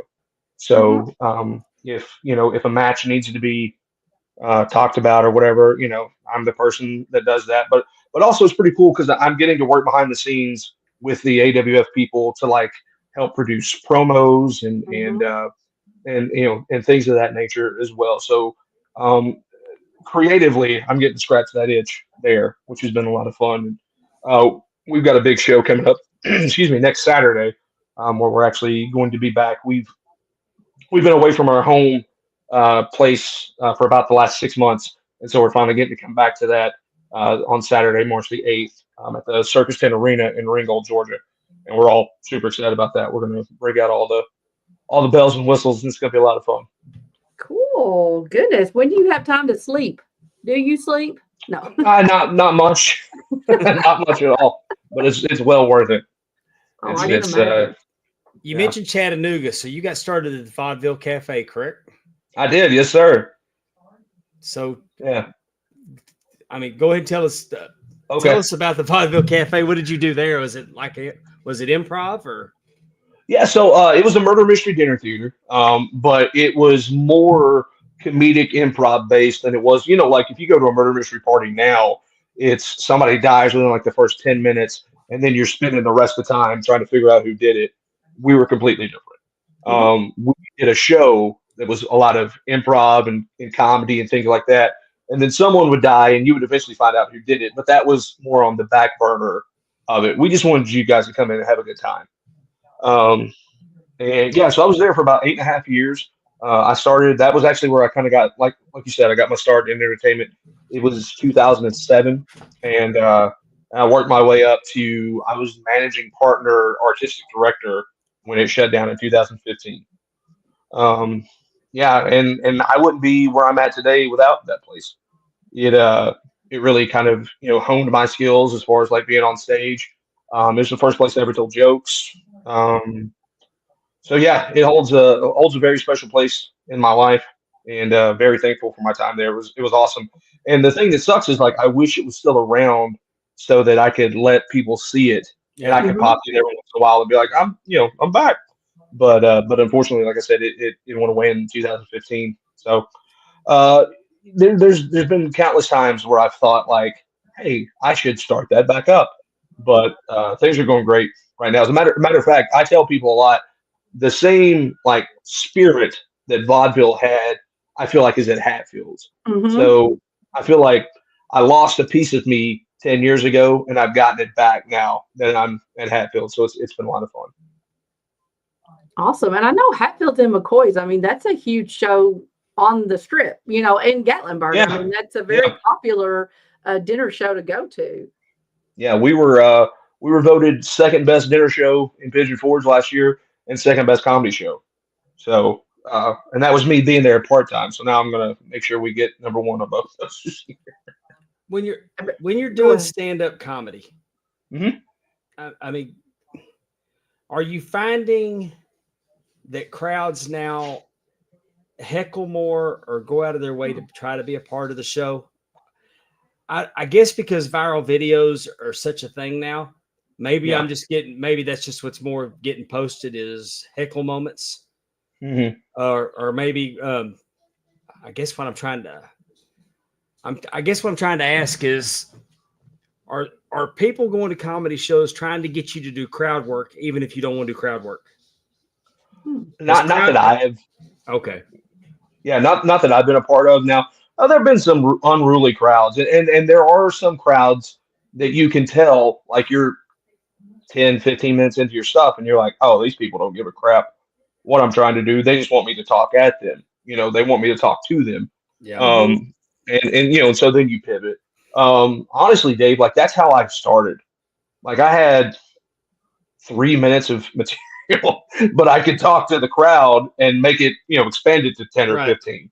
So it worked out in my favor. Now, I'm trying to do, I've been at it for so long and I'm trying to do all my material. And sometimes you just got to abandon it and go for it. But no, it's crazy to me how pivotal like crowd work has gotten for comedian. Like I'm not trying to dog this dude, but like Matt Rife wouldn't be where he is right now without if he doubt. had had those videos. So it's really crazy to me, to see that blow up the way that it is. But yeah, I mean, as far as I can tell you, man, they're there to have a good time, and most of the time they're pretty respectful. Every once in a while you're going to get a bunch of drunk idiots that that disrupt and then come up to you after the show and they're like, "Hey man, I'm sure I'm glad I could help you out tonight." You're like, "You didn't do anything." Would you rather do improv with the crowd versus like your set? Because just as you were sitting there saying that, I was sitting there thinking, I have seen a lot more comedians. Nate Jackson, I think, is one of them too, and Matt Rife, who, like you said, I don't know what I've never been to see them, so I shouldn't say it that way. But like, it feels like they come up there and they interact with the crowd, and then they improv off what the crowd tells them, as whatever relationship or whatever it might be. Would you prefer to get through your set, that you have produced, or would you prefer to go out there and say, I want to see who's, I want to make something funny out of whatever the crowd tells me? That's a great question. Honestly, it just depends on how I'm feeling. Mm-hmm. I'm anymore because I'm able to do I'm able to do a little more improv and crowd work with the people at Hatfields. Mm-hmm. When I do get to do stand up, I just kind of want to do my stuff, like do my material, and work on that and perfect that and make it as good as I can. But there's also some nights where you just get up there and you're like, man, I haven't done this in a minute. Let's just talk to the audience and see what's going on and hope that you can, and the thing about that is, and it's the thing that I'm trying to show everybody at Hatfields too, is those in the moments are what the audience is going to reward you for more, because they know, like, oh, you didn't write this, you haven't been saying it for weeks or months or years on end. Like that happened right there, and they'll reward you for that. And it's the same thing at our dinner show where, like, yeah, we can say these scripted lines and it's great. But if somebody yells something at me and I've got something back at them that's funny, that's the thing that they're going to go home and tell their family about. Exactly. They're going to be like, that so, Derik Zoo really is funny. It's not just like you said, it's not just something well, they go back and see him because they'll go like back and see him because it's not going to be the same show. Right. Yeah. I mean, he may Definitely. have a few, have his set and he's going to play the hits, but the crowd interaction is something that's not going to be the same every time because there's right. The guy got up to go to the guy that got up and went to the bathroom and got teased. Hey, what color was the soap? Or wash your hands. What color was the soap? Just one time. I'm sorry, Amy. Go ahead. I'll tell my story after that. No, I was just going to say, I think by allowing the crowd to be part of the show, like asking them questions, like you said, people might tend to want to go more because there's a chance he's going to, if I'm in the front or whatever, he's going to ask me a question. And, I'm going to, like you said, I'm going to get to tell my friends, oh, he said this about, your spouse or your, whoever you were with or whatever. So that's all. I was just a thought. So go ahead. Yeah, no, that's 100% right. The crazy part about it is that, and this is something that we find at the dinner shows as well, people seemingly are more introverted now than they used to be. I don't know if that's because of smartphones and social media, but like we have a part in the show where we ask for volunteers to come up and play a game. And like tonight, it took a good 5 minutes for us to get people on stage because nobody wanted to do it. Last night was the worst crowd I've ever had there. And I mean, it literally, it tacked on 15 minutes on the show because people were just, as soon as I said volunteers, they went statue. Like, if we don't move, maybe you can't see us. Yeah. Right. So it's weird because a lot of times people don't want to sit up front at the comedy shows because they're afraid that people are going to make fun of them. Yeah. I was headlining a show in Jackson, Tennessee, a couple of years ago, and at the club they let people sit where they wanted to, and that was a horrible mistake. It's like everyone sat in the back with the comics, and I was like, "What the hell? Guys? You got to get up front!" Like nobody wants to yell at you for 40 minutes. Right? You're like, okay, you're going to make me walk around the tables. I will do it. Yeah. I have. Improv. Yeah. You don't know. I will sit in your lap, ma'am. I don't care. Exactly. My background is in improv, so just because you're sitting in the back doesn't mean I'm not going to get you. Yeah. What I was going to say before you said that though is I did a show in South Pittsburgh, Tennessee, which is a really small town. They have a beautiful theater there. It's called the Princess Theater, and I did a show there in 2019. And I asked the guy how he proposed to his wife, and he started it with, "Well, it was the blizzard of '93," and I was just like, "Dude, I don't need the Hemingway version of your story. Just give me the Cliff Notes on it, But he just continued to do that, and so then I would just play back into it, and essentially made it like an erotic fiction novel. Oh my. Where I was like, dude, in my head, you're the owner of a plantation. And so that's how I would do it. And so I say that to tell you that anytime that I'm doing anything in South Pittsburgh, that is the one thing that people still 6 years later, that is the one thing people remember. Is they'll be like, "Hey man, remember Blizzard '93? That was fun." And I'm like, "Oh my God." So stuff like that sticks. It's crazy, but stuff like that sticks.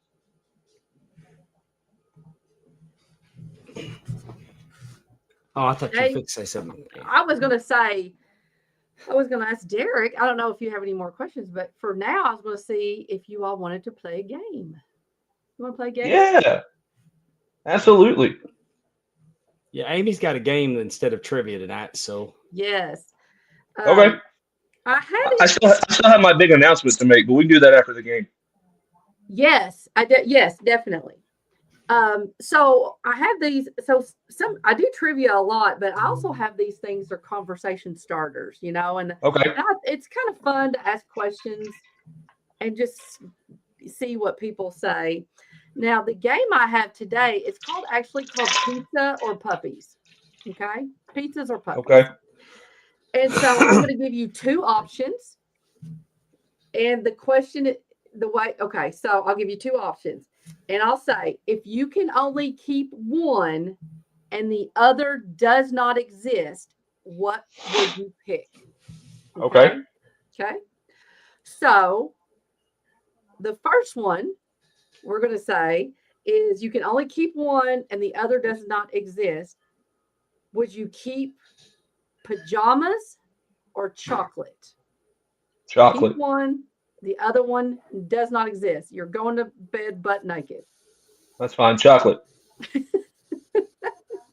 Dave? There was a time this wouldn't have been a hard question. Uh-huh. But I do love wearing pajamas. I do love a good butt flap. Hey, you laughing? I've got a onesie I've got a Dallas Stars onesie that has a butt flap. Of course. Hey, baby, I'm Planet Fitness, man. This is judgment free here. You do you. But I would have to go with chocolate as well. Go with chocolate. Okay. Yeah. So no more pajamas. We're going to have chocolate. Okay. Right. What about you, Amy? What's your decision on that? Oh my gosh. I would probably keep my pajamas, honestly. I'm a very cold-natured person, and I Okay. have several different kinds. I'm not a huge person into chocolate, but if you gave me some of those nerd clusters, gummy, Absolutely. don't ask me to get rid of those or pajamas. I wouldn't know what I'd pick, but I think I could give up chocolate to keep my pajamas. Well, I was Definitely. introduced to red velvet Reese's cups this week. Ooh. Shut your mouth. Dude, that sounds amazing. Red velvet Reese's cups and the Post Malone Oreos. Now, They're I've had two of the most life-changing things I've had. I have had the Post Malone Oreos. Those are good. I Yeah, did they like are. them. I did like them. All Are they right. just Oreos with a bunch of weed in them? Is that what it is? Well, you know what? I don't Salted know. caramel shortbread. Yeah. Oh, wow. Okay. Yeah, that does sound good. One side is the chocolate cookie, and then one is like the vanilla one that they do. Oh, good. Willie Buck's keeping his pajamas. See? There we go. Pajamas are, and like I said, I need something. Second, you could only keep one and the other doesn't exist. Bluetooth or tacos. Tacos. Not even got to think about it. Yeah, I'd have to go tacos as well. But I mean, that's difficult though. Bluetooth, you don't realize how much you rely on Bluetooth until you don't have it, and then you're like, "Hey, why can't I have my earbuds anymore? What's going on?" But yeah, I'd say tacos. Really. Yeah, the wires weren't that bad. I'd take the tacos. I could find them. I could find them with the wire on them. You know what? That's a darn good argument. That's a good. Yeah. That's very true. Yeah, that is true. Especially as we're getting older, Dave. I'm not a huge taco fan. I like a good burrito, but I'm not a big taco fan. So I would probably I know, I'm just saying I would probably so much bad shit about you, Amy. Have you been to Rosie's in Huntsville? Yeah. Yes. Oh yes. Yes. That stuff slaps. And like I said, you don't go visit Conrad without getting Rosie's. I know. The only thing I'm mad about. Go ahead, Amy. I'm sorry. No, I was just going to say he even mentioned that on and Ask Conrad Anything. It was like an egg sausage taco from Rosie's. He did. I listened to that today. Matter of fact, yeah. Again, I would wrap it up like a burrito, and I'd be just as happy. Yeah, I was gonna say the only thing I was upset about with Top Guy Weekend is I didn't get to go to Rosie's. It may be the first trip. This may be the first trip to Huntsville that I didn't get Rosie's. Yeah. Really? I've been there. I've been there a couple times. It's very good. 100% very good. But I would have to pass on the tacos. Wait a minute. Terry Weaver says Phil's is better. Who's this jabroni? Phil's. He lives in Huntsville. Phil. Is that a restaurant? What is this? Phil. It's just his friend. It's his friend Phil. He has him over on Tuesdays for tacos. Phil makes better tacos. Phil's sponsoring his son's soccer team. All right. Here's the next one. That popped me. That was good. We love T-Weave. We love T-Weave. Next time I'm in Huntsville, T-Weave's going to take me to Phil's. Heck yeah. I like T-Weave that. big league me. Oh, Phil used to work for Rosie. Oh, okay. So he broke off and has his own restaurant. Okay. He knows the 11 herbs and spices that Rosie used to use, so now he's using them in his own. It does sound like some KFC, Wendy's kind of thing going on, right? Isn't that what happened with them? Okay, so here it is. This is what I mean by staying on topic. We don't stay on topic. That's true. But I mean, because he said 11 herbs and spices, and immediately I'm wanting to tell you about the Max Hot Honey tenders that I had for lunch today. Well, that might come up as a question. Okay, come on. I sure hope it does now. Yeah, you can keep either road trips or home cooked meals. You can only keep one.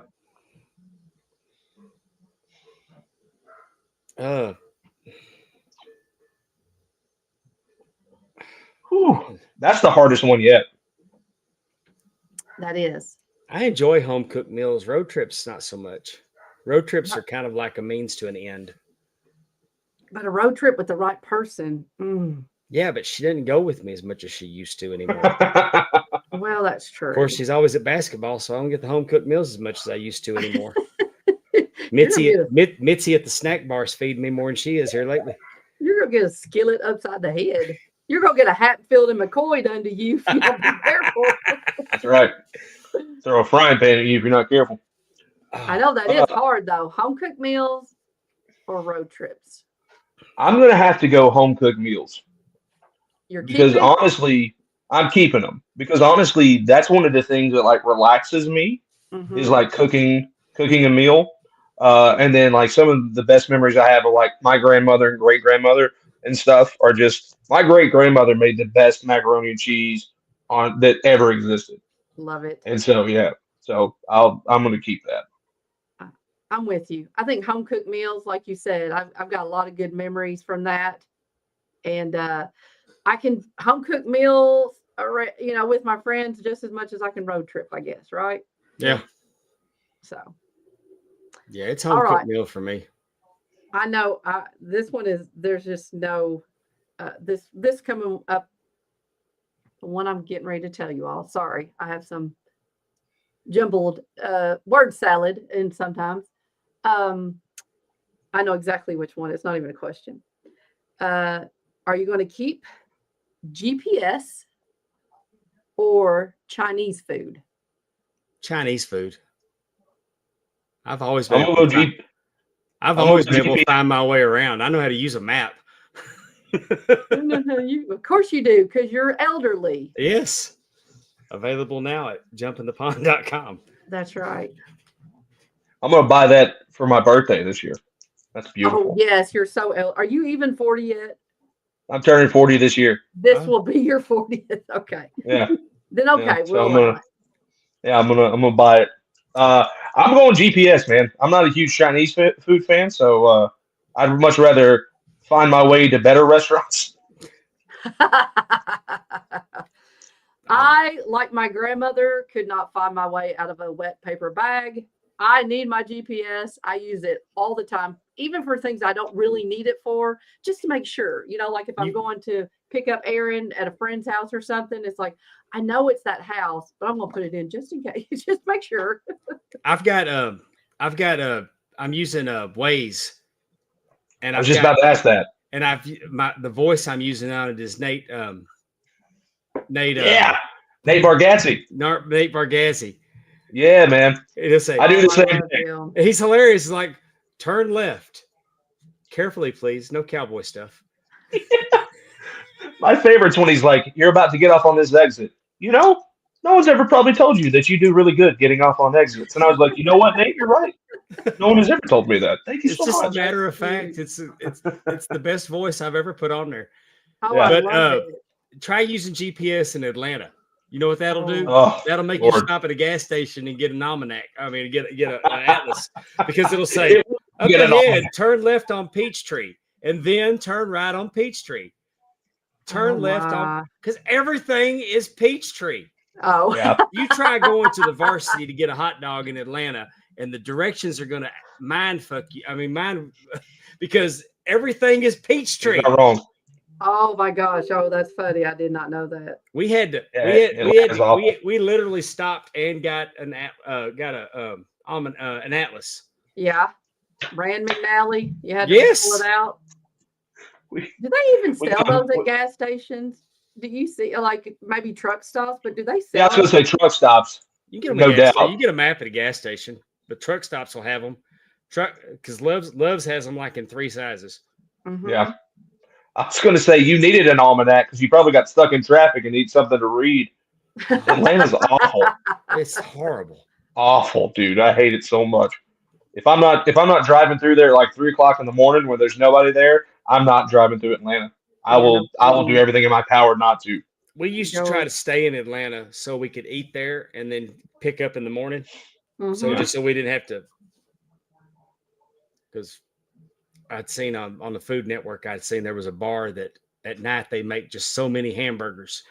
For like at 11, they make their bar food. But they only have so many hamburgers they're going to make. And I wanted to get there and get one of those. Then I found out you didn't have to wait till 11. You could just order one. That 11 was gimmick shit. Oh, for the show kind of thing. Yeah. Ridiculous. All right. I don't know if you'll like this one or not, but it's going to be hard for me. Online shopping or music? Oh, music, 100%. Oh, yeah. Music. Yeah. That's not even Online close. shopping is wonderful. Don't get me wrong, but music, man, golly, I couldn't imagine going a day without having music. Yeah. Yeah. I don't listen to music as much as I used to. As if I'm in my car, I've got a podcast on, and it's not always ad-free shows. I have Wondery, I listen to Morbid, and I listen to I listen to all kinds of stuff. It's like online shopping has just really changed my life. Yeah, I don't listen to as many podcasts as I used to. Because I listen to the TNA Top 10. Yeah. And then I've got my, I listen to Something to Wrestle, Tony Schiavone. I'll normally listen to like the first 30 minutes of Jeff Jarrett. I've gotten to where I may not. I'm definitely going to get the crosstalk. But when they get to the main topic, I'm like, maybe next. It depends on what kind of time I'm looking at. But with this truck I have internet in my truck. Ooh. And by doing so, it has picked up all the internet channels on Sirius Radio. Oh, dude. Nice. Like I got channel 350, Red, White, and Booze, that plays country and rock. I've got the top 1,000 country songs. I found this comedian channel. Isn't she funny? And most of the time she's not. But there's a few on there that are. And then I've got Elvis. I've got the top 500 80s, top 500 90s, the love songs. It's just, but I'm getting all of these channels. Yeah. That I didn't used to be able to get because it picks up all the internet channels. Going back to She's Funny, who have you heard that you thought was funny on that channel? Oh, God, I couldn't tell you her name, but she was talking about dating men over 50 that waited late in life to have kids. And she was like, they'll be like, hey, hang on, I got to go fit one of my kids. Here, talk to my other kid. And then she's like, hey, put your daddy back on the phone. I'm trying to suck his. And she's talking bad to the kids. It was hilarious. Yeah. Sounds like it. No. But I haven't heard anybody. There's really been nobody on there that are national names that I've ever heard of. I got you. I was going to say, be on the lookout for Kelsey Cook. I don't know if she's on there or not, but she's a comedian out of, I think she lives in Minnesota now. She's very funny. She just had a special drop on YouTube a couple weeks ago. And she's really funny. And then Leanne Morgan is a lady from East Tennessee. I've seen her. Yeah. Yes, I really like her. We went and we had like a girls' night at Paducah. Had her at the Carson Center. And we really did. Yes, that was really. We had a good time with her. The Big Panty. Yeah, she's very funny. Big Panty Tour is what she had. That's right. Yeah. And then I was going to say, Amy, do you listen to true crime stuff at all? Oh, 100. Yes, 98%. Yes. Okay. Do you listen to the podcast called 10 Minute Murder? 10-Minute Murder? No. Mm-hmm. So there's a podcast called 10 Minute Murder, and it's a true crime thing in about 15 minutes, like all together. It's about, but the main bulk of it is around 10 minutes, and it's great. The guy's name's Joe. I think he actually lives in Huntsville. I think he's friends with Cassio, matter of fact, because Cassio's who turned me onto it. But it drops Tuesdays and Thursdays, and it's phenomenal. And doesn't I don't know what your it's a quick hit. Yeah, I don't know what your routine is, but it's not going to take you long to get through an episode. It's really, really good. No, I like that. You just never know. Yes, I have Dateline, First 48, Morbid on Wonderly, Crime Junkie. Like I listen to just a little bit of everything. solving all the world's problems. What I say. Yeah. Yeah. I got one. Plug that one in. Make Yeah. that part of your routine. Yes, I definitely will. I mean, like I said, from the moment I get up to by the time I go to bed, I'm always listening to something. All right, we'll do one more because I want to get your big announcement. I don't want to run too late. I want our guests to hear it. This one's going to be hard. You can either keep, one has to go away, weekends or vacations. Keep your weekends, but you cannot have a vacation. That goes away. I'm going to take vacations Okay. because I don't have a weekend anyway. Uh, in my line of work, we don't have weekends. So I'm gonna say keep vacations. I'm going to keep weekends because I've went my whole life without having weekends because of work, and I have them now, and they hit really hard. And I mean, of course, I get to do my wrestling, but I get to be Pawpaw. Yeah. I don't have to miss things like I used to with work.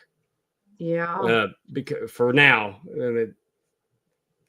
later this year, they're probably going to screw it all up, and I might start working weekends again. Then I want to effing vacation, but weekends hit really hard. I enjoy being off on weekends.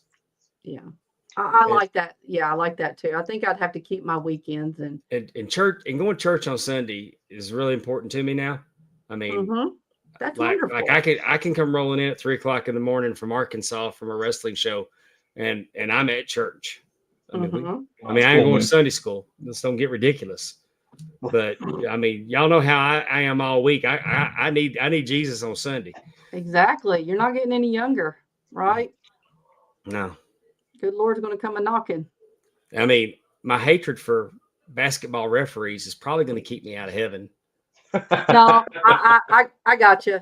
Because I mean, I need it. I got two right here myself, Amy. I know. Whatever, dude. Jesus went into the temple and flipped tables. You're all right.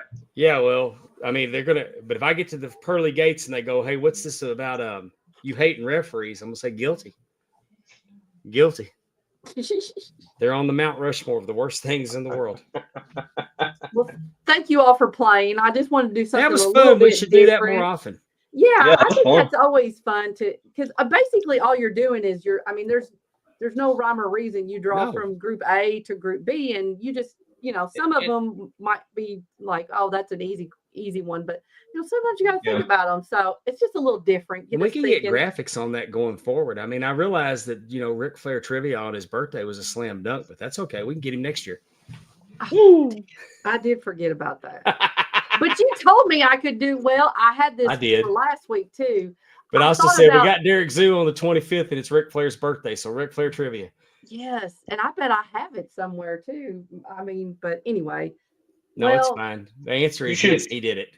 That's why Dave's Dave's name is first, is because when you do that, this or that, next time though, you should do it with wrestlers. Yes, I thought about that too. Just pick two wrestlers, and I will. I saw a picture this week. I got one for you, Derik. Okay. Trish Stratus or Tiffany Stratton. Dude, it's like Trish Stratus cloned herself and made Tiffany Stratton. I would go Trish Stratus though. Yeah, me too. Just because I'm 59 and to be creepy because you don't want to be no Bill. Tiffany's so young, but there's a picture of her and Trish Stratus dressed identically. Oh yeah, they put it out this week, and I'm like, oh, that could be like a mom and daughter combo. What do you think about that, Dave? I can tell by your face. I was cursed with beautiful daughters. And sorry, Derik, didn't mean to do that. No, you're fine. No, I had a goal when I was young that one of these days I'm gonna grow up. I'm gonna be creepy. I'm gonna be a dirty old man. I cannot wait to be a dirty old man. Then I got these two daughters and my oldest daughter's pushing 40, and the bar just keeps getting higher every year now. Well, and plus you're hanging with Jesus now, so you don't need to be creepy. Yeah, well, very true. Very, very true. I like how you were just like, it's not a big deal. Well, they say I was created in His image. I mean, that's true. Hey, man, that's biblical. I don't know if the structure behind it is, but that is biblical. That you were Hey, creating his own image. I heard he hung out with hoes too. It's true. It's true. He was the Charles Wright of his day. Who am I to who am I to judge? I know. I don't know if he put it in that same frame of words, but yeah, I guess he did. I think that's in the red letters. Pimps up, hose down. I'm pretty sure that's in Mark or Luke, one of the others.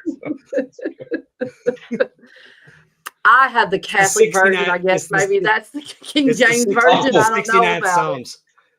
Is this isn't talking religion, but is the Apocrypha in your Bible? You know what I'm talking about with that? The what? The Apocrypha? I think I'm saying that right. I have no idea. I don't think it is. Okay. No, what is it? I feel like I've seen this word, but I don't know. It's some other books that were supposedly in the Bible that the English church I think took out several years ago. No. It's interesting. It's an interesting read. I don't have that on PDF, so I'm not going to be able to. I've got this neat thing I do at church. It's kind of like a teleprompter. I just kind of put my arm around my wife and I look at her highlighting and her. Beautiful. Oh, look at y'all when she highlights the verses, it's like I can keep up with them. Yeah. If we're really pulling the curtain back, I used to be a youth pastor. Yeah. That's a good improv job. No. Yeah, for sure. And then I realized real quick that vocational ministry wasn't my thing. I've gotten real comfortable up there. The other day, he had us open the Bibles, and I actually had my Bible that day. And he told us to open it to whatever chapter and verse we did, and I did. And you know what? He preached about everything but that chapter and verse. He's all over flipping pages, and I can't keep up. That's why Tep is good about finding all that, because I mean, she's been going her whole life, so she kind of knows where they're all located in there. You can tell because I'm trying to, with my glasses on, trying to get the seeing, because they'd got like a little half D with little small letters telling you which 3 books are here and there. Right. I mean, I know that Genesis is first and Revelations is last, but trying to find, and then Matthew, Mark, Luke, and John are somewhere in the middle. But man, he starts calling for Ezra or Esther. When he starts looking for Esther, right? Man, I'm all over the place trying to find it. I thought Zephaniah was a white wine. Turns out it's a book in the Bible. I mean, it just gets embarrassing. So I let Steph do the heavy lifting and the highlighting, and boy, and I follow along that way. You're there for the amens. And then I got my arm up here, so I'm kind of had snuggle to her, so I'm staying warm. I'm staying. That's warm. The both worlds, really. Yeah. In the summertime, it may get a little warm in there doing all that, and I'll have to go back to trying to do my own. But if we get some internet, and every time we have a men's meeting, I'll say we need internet. We need internet. And my thinking is that you don't have internet in your church? Oh no, really? We don't have phone service in our church. Okay, which is good because I'm scared to death my phone's going to go off one morning with Jay-Z texting me. Yeah, and I got the Rodney Carrington text tone, and he goes, "Titties and beer." I don't know if any amount of highlighting that Stephanie can do will help with that. But if we had internet, I could just type in what he's looking for, and I can keep up with him the whole service. Right. Plus, I've also suggested that we start streaming our services because we talk about our shut-ins at the top of the service when we're praying for our shut-ins. Well, we could put the services on YouTube Live, and they could watch it. The shut-ins could watch it. Yeah. That would be nice. Have you suggested the grandkids could play and they wouldn't be so rowdy during the service? That's true. Have you suggested doing church in your truck since you have internet in your truck? That's true. There you go. I don't know how big your congregation is, but if you can all fit in that truck, 40's a good day. Well, then you'd be fine. I mean, we're a small church. Yeah. I mean, one of the compliments I get is like, I love it when you pray because you talk loud enough where I can hear you.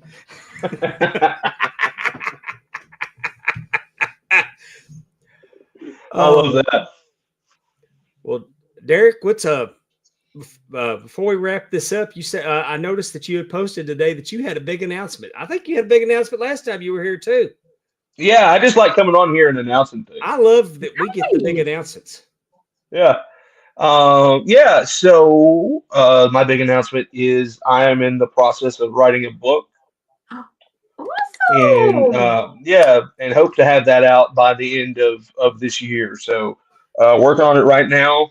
Have an editor that's going to help me with it, and as soon as she thinks that it's worth sending out into the world, we're going to put it up probably through Amazon and put it out that way. But basically, just a bunch of stories about my life and journeys and all that good stuff. And so, yeah, I'm really excited about it. But it'll definitely be out before the end of the year. Wonderful. Congratulations to Yeah. you. That Thank is you very much. exciting. And then I we can get do you back on here again. Exactly. It's got to be a do think- fascinating book because we've had you on here twice. So, I mean, just 2 hours with you is pretty fascinating. Exactly. So I Well- can only imagine what a lifetime of stories is going to be. And Yeah, man.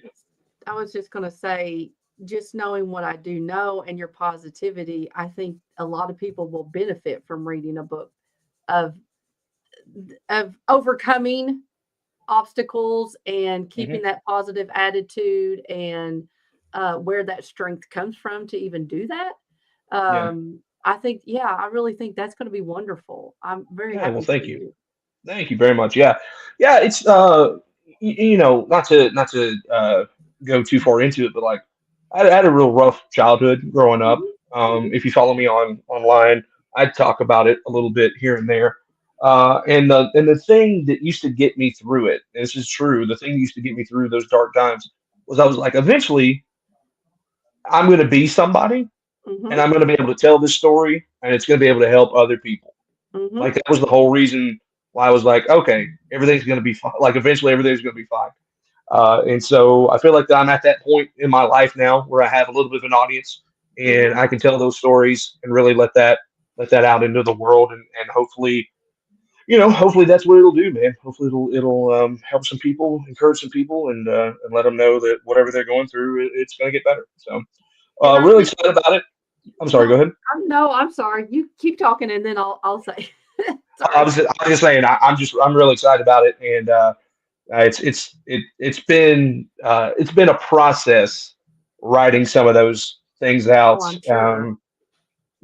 And the all my friends say that I've got a photographic memory because I remember everything, and so it's been it's been a journey to relive some of that stuff, but also it's been really cool to like relive some of the cooler stuff too, and so just really excited to be able to tell those stories and get them out there for the world. That's awesome. We got a working title for it. Rooting for you is actually what I'm going to call Rooting it. for you. That's awesome. Yeah. That So is. we're And yeah.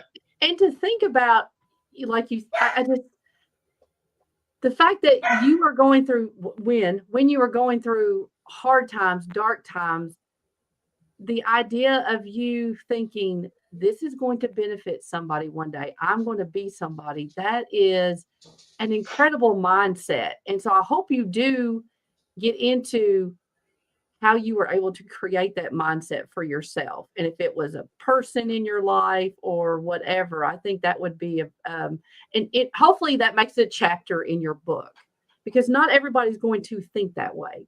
And I think that's incredible that, no matter what you're going through, to be able to help people, because yes, after I got shot, everybody told me I needed to go to therapy. So I went to this group, and I was like, I survived. Like a PTSD therapy, or like what? I don't remember. Oh. I just like everybody said you got to go talk to somebody. Yes, and I'm in this group, and everybody's upset about people that didn't make it, and I made it, and I didn't know. I almost felt like my presence there was not helpful to them at all. Right. But I also didn't have any idea of anything, and I felt helpless because these people were hurting, and I didn't know. I mean, it wasn't really my spot to help them, but I wanted to help them, and I wasn't equipped to help them. Does that make sense? So that you went through difficult times, and you've come out, on the other side Yeah. better for it and can actually help people. I Mhm. think it's just a great thing. Definitely. Yeah. Well, thank you. I appreciate It's a gift, that. and it's a gift. I can't Yeah. wait to read it. It's funny you say that, man. So when I was 16, I left home, moved out, and I wound up living with my grandmother until I graduated high school. But one of the things that my grandmother said was she was like, "I'm going to put you in therapy because I feel like just with the things that you went through up till now, you're going to need it." And so we went the first session. She was in there with me, and the doctor's talking about all the stuff, and I'm answering the questions, and we're about 10 minutes into it, 10, 15 minutes into it. He looks at me and he says, "You don't need this. Mm. Like you're good. You don't need." And my grandmother, God love her, was a drama queen. We brought that up. Yeah. She loved the attention. She was in hysterics, and the doctor looked at her and was like, "Maybe you should come back."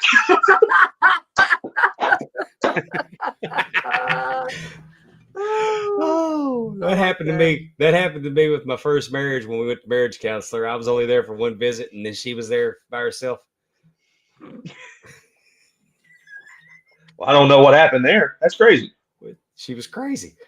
Well, obviously. But yeah, man, I'm pumped. I've been working on it little by little over the last, I don't know, like 6 months or so, and so I should hopefully have the first draft to my editor within the next few weeks, and then we'll whittle it down to however she thinks it should be good, and then when she thinks it's ready to go, and I think it's ready to go, then we're gonna put it out in the world. Um, I'm shopping a couple people to write a forward for it, so that's the next thing. But yeah, like I said, hopefully, I would love to put it out around my birthday, which is in October. I think it'd be fun to like celebrate my 40th with publishing my first book. So Yeah. that's the goal for right now. We'll see what happens. Awesome. Then we have to have a big party for your birthday and for the book and do a signing and all that fun stuff. Ooh, that'd be Yeah, fun. yeah. excited for you. We'll go to Rosie's in Huntsville. There we go. Exactly. Fields or whoever. Now we're you going to wanna go. Phil's. Yeah, Because get him ready to leave. hey, Let 'em because he know. used to work for Rosie, and he sponsors Terry's son's soccer team. That's right. We got to go where the money is. That's true. I agree. Speaking of Yeah. going where the money is, this Saturday you can Hey. catch Derik Zoo at Joker's Comedy House Yeah. Oh. in Clarksville, Tennessee. Yes, sir. That's an awful poster. I mean, I made that at like 2:30 in the morning. I'm not happy with it, but yeah, I'll be there, man. I'm excited.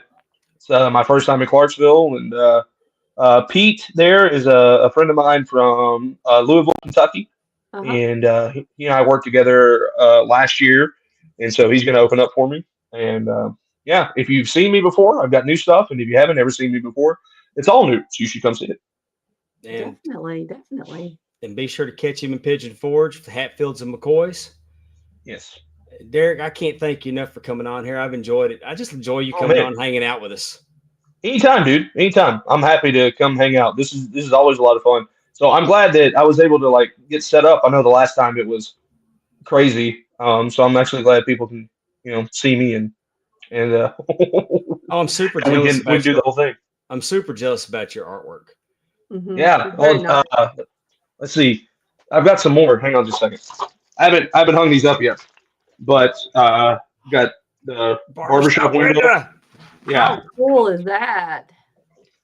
And you can find all these at halhaneyart.com or on Etsy at Hal Haney Art. I want to make sure to put him over as much as possible. Sting Squadron versus the Dangerous Alliance. There's your boy right there, Amy. I like it. Yes. So you're more of a Dangerous Alliance fan than a Horseman fan, aren't you? I am. Yeah. It's But, the, I mean, I age, love the it's Horseman. the age gap. I love the You're Horseman, up. man, but yeah. You grew Yeah. up with the Dangerous Alliance, didn't you? Well, they had just gotten out about the time that I got into like WCW. Mhm. But one of the crazy things is I I was at a friend's house. I was like 7 or 8, somewhere through there, and they had taped 91 Halloween Havoc. Mhm. And so that's kind of where I got like my start into WCW. And if you know that pay-per-view, that's where the Chamber of Horrors match happened, which is still god awful, but it's one of my favorite like guilty pleasure wrestling matches. But that's the night Rick Rude debuted in WCW. He debuted with Paul Lee Dangerously. And so, yeah, so they're my group, man. I love those guys. Steiners versus Luger and Sting. There's just a really cool Sting one where he's like beat up the NWO. I like it. That's nice. Here you go. There you go, Dave. Yeah. There you go. I said it, and there's the Horseman. Oh, with Rick with the keeping those alligators down. Yeah, man. So my hope is that I can get all of them to sign it. Yes. That would be awesome. I was disappointed that Tully wasn't able to be at Top Guy Rumble because I had just gotten this and I was going to have him sign Get it started, huh? Yeah, I brought my Southwest tag. I brought my Southwest Championship belt, figuring that Tully probably hadn't signed a lot of those. I remember that. Yeah, and then this last one is like a comic book cover for Rock versus Austin from WrestleMania 17. I got to get one of those. You know, I was there.